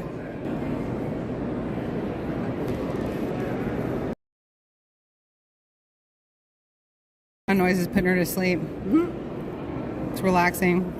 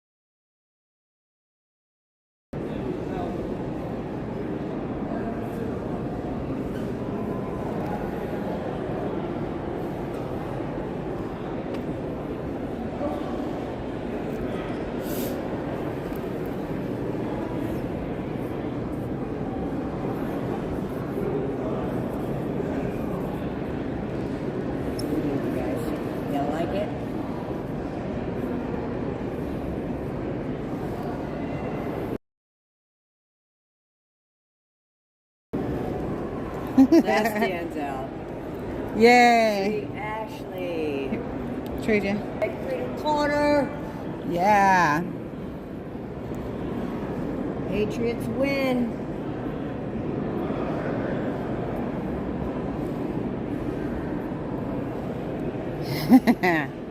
Good stuff? Yes. Okay. We have enjoyed coloring the Trump bus, the MAGABusTour.com. This is the same bus that when we were in Fulton County. We watched it drive on by the rally there while we were waiting for Trump to come and turn himself in for ridiculous charges, and they wouldn't even allow the bus to stop. They said, keep moving, or you're all going to get arrested. This bus right here. Fulton County, Georgia. Fulton County, Georgia. That's Atlanta, Georgia. Would not even allow the bus to stop.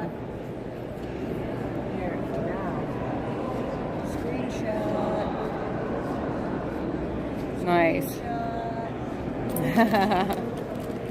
Here, just move your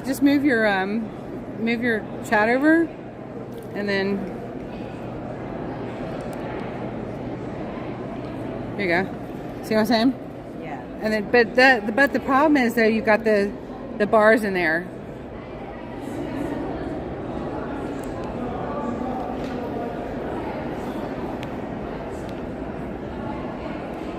There we go.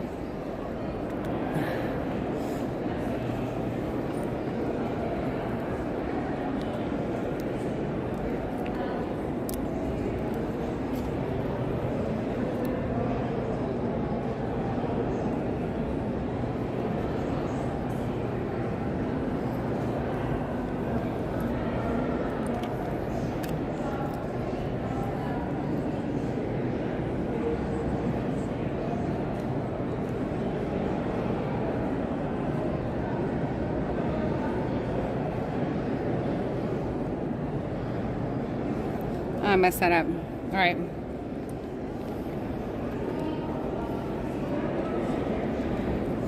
That was fun.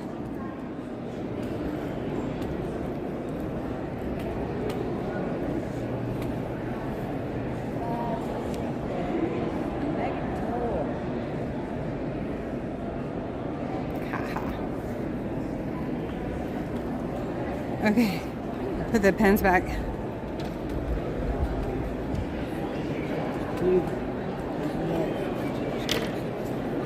Okay, so I want to see the pinball machine. Okay. Yeah. I just walked all around there waiting for you. Oh, why? I was right there. I want to see the pinball machine. Next way, I'm halfway down. Okay. Okay. I'll find you. Okay.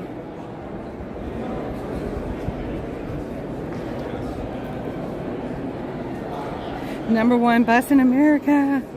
Yeah. And now we are imprinted on it.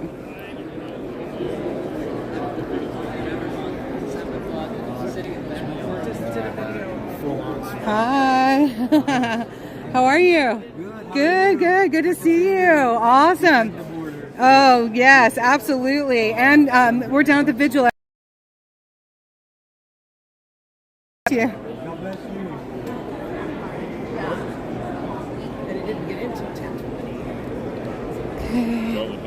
Hey, oh, she's good. She's doing good. Yeah. She said it. Actually, it was pretty amazing. The experience. Yes, this is our friend with the shake 'em up thing.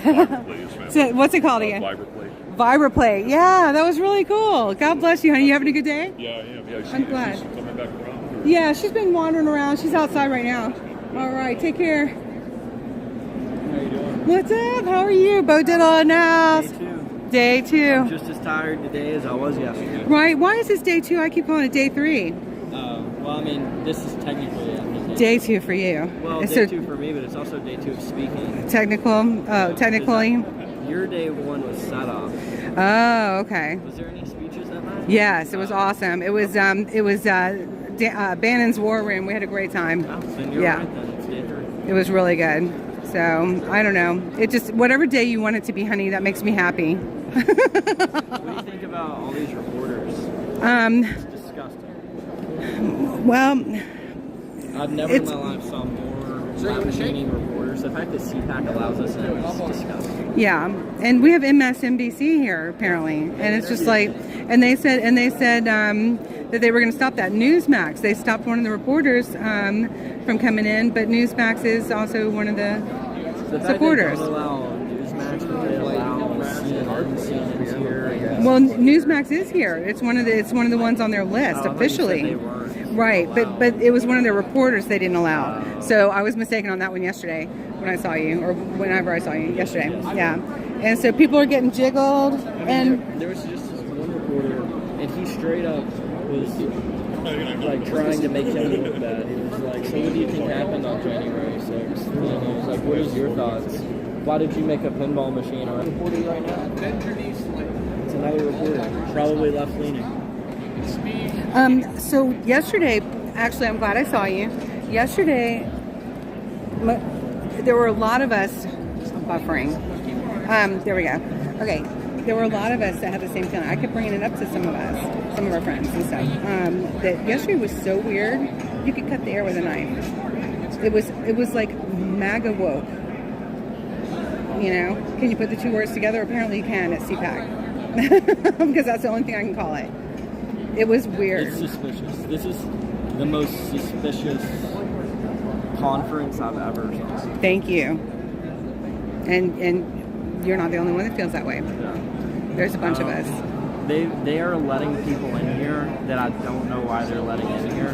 Yeah. And then they market it as a conservative convention. Right. Like transvestites in full dress. I haven't saw any of that. Right, that was yesterday. Yeah. And it was very interesting. But the main thing is like, wear what you want. I don't care. Be outrageous. Wear your fuzzy onesie. I don't care.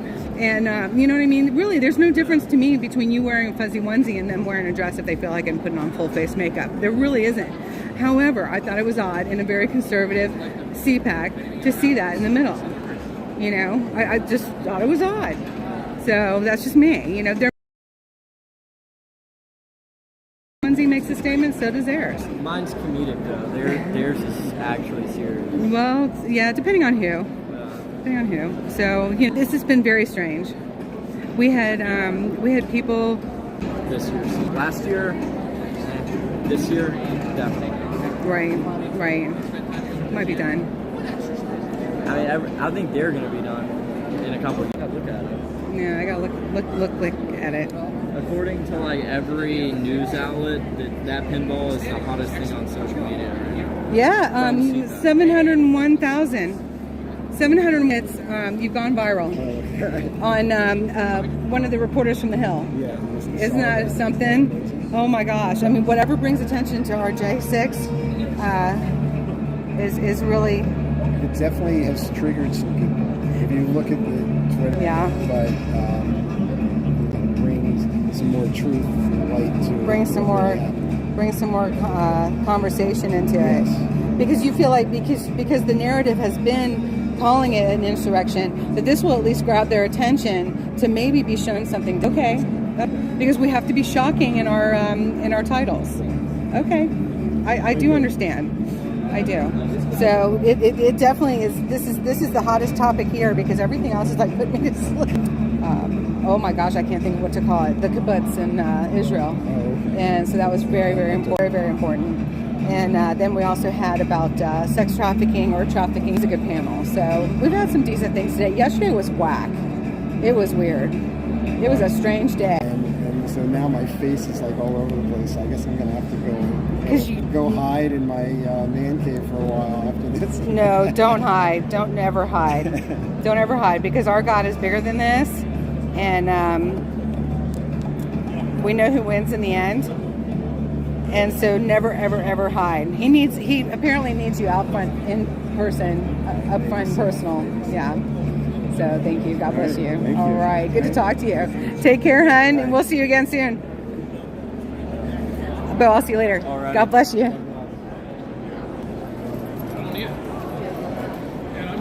Thank you.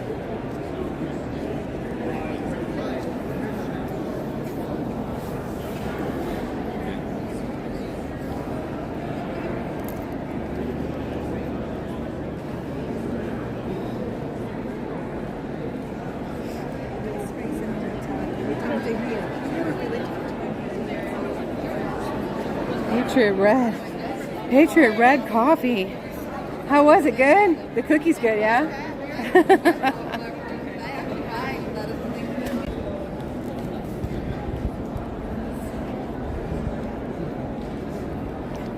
Why are y'all looking at the ceiling?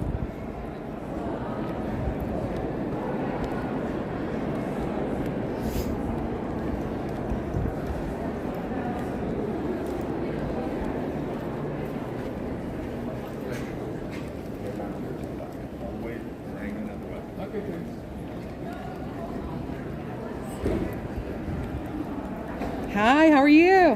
Good.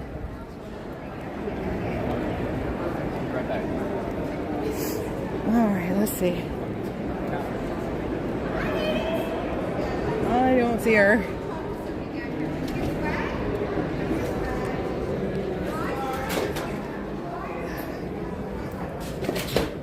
Oh.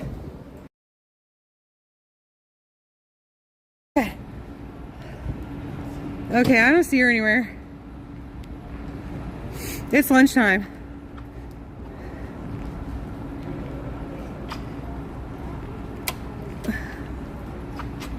Why isn't that working?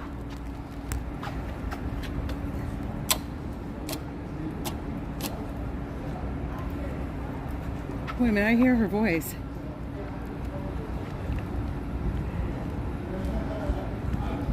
There she is.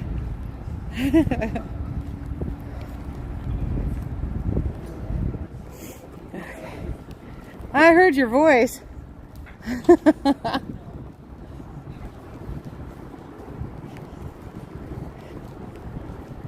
Hey. We've had our fill of the cold. I know, it's chill. You know, I just heard your voice. Good, let's go. I'm hungry. I want lunch. I haven't figured out how to tell it in 2 minutes. Someday I will. Okay, that's I was with a lot of people who I thought were good people who more or less shared our views, and it turns out they all sold out to the institution. Sure. And that was the benefit of all this, is the information. The institutions do have a lot of information. I couldn't get it to work. I took it with me. But good for you. Yeah. No, that's helpful. But no, it was a real awakening after 2020. Yes. Hopefully a lot of people are awakening. It's slow going, isn't it? Yeah, it's slow going. It's happening. It's steady. It's happening. Yep.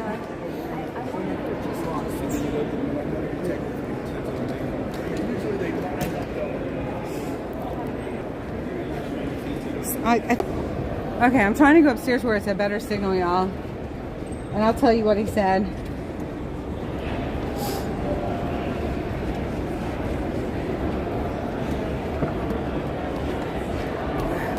Okay, for those of you who can hear me, the man who made the pinball machine stated that he called it J6 insurrection to catch people's attention. Let's go up one more.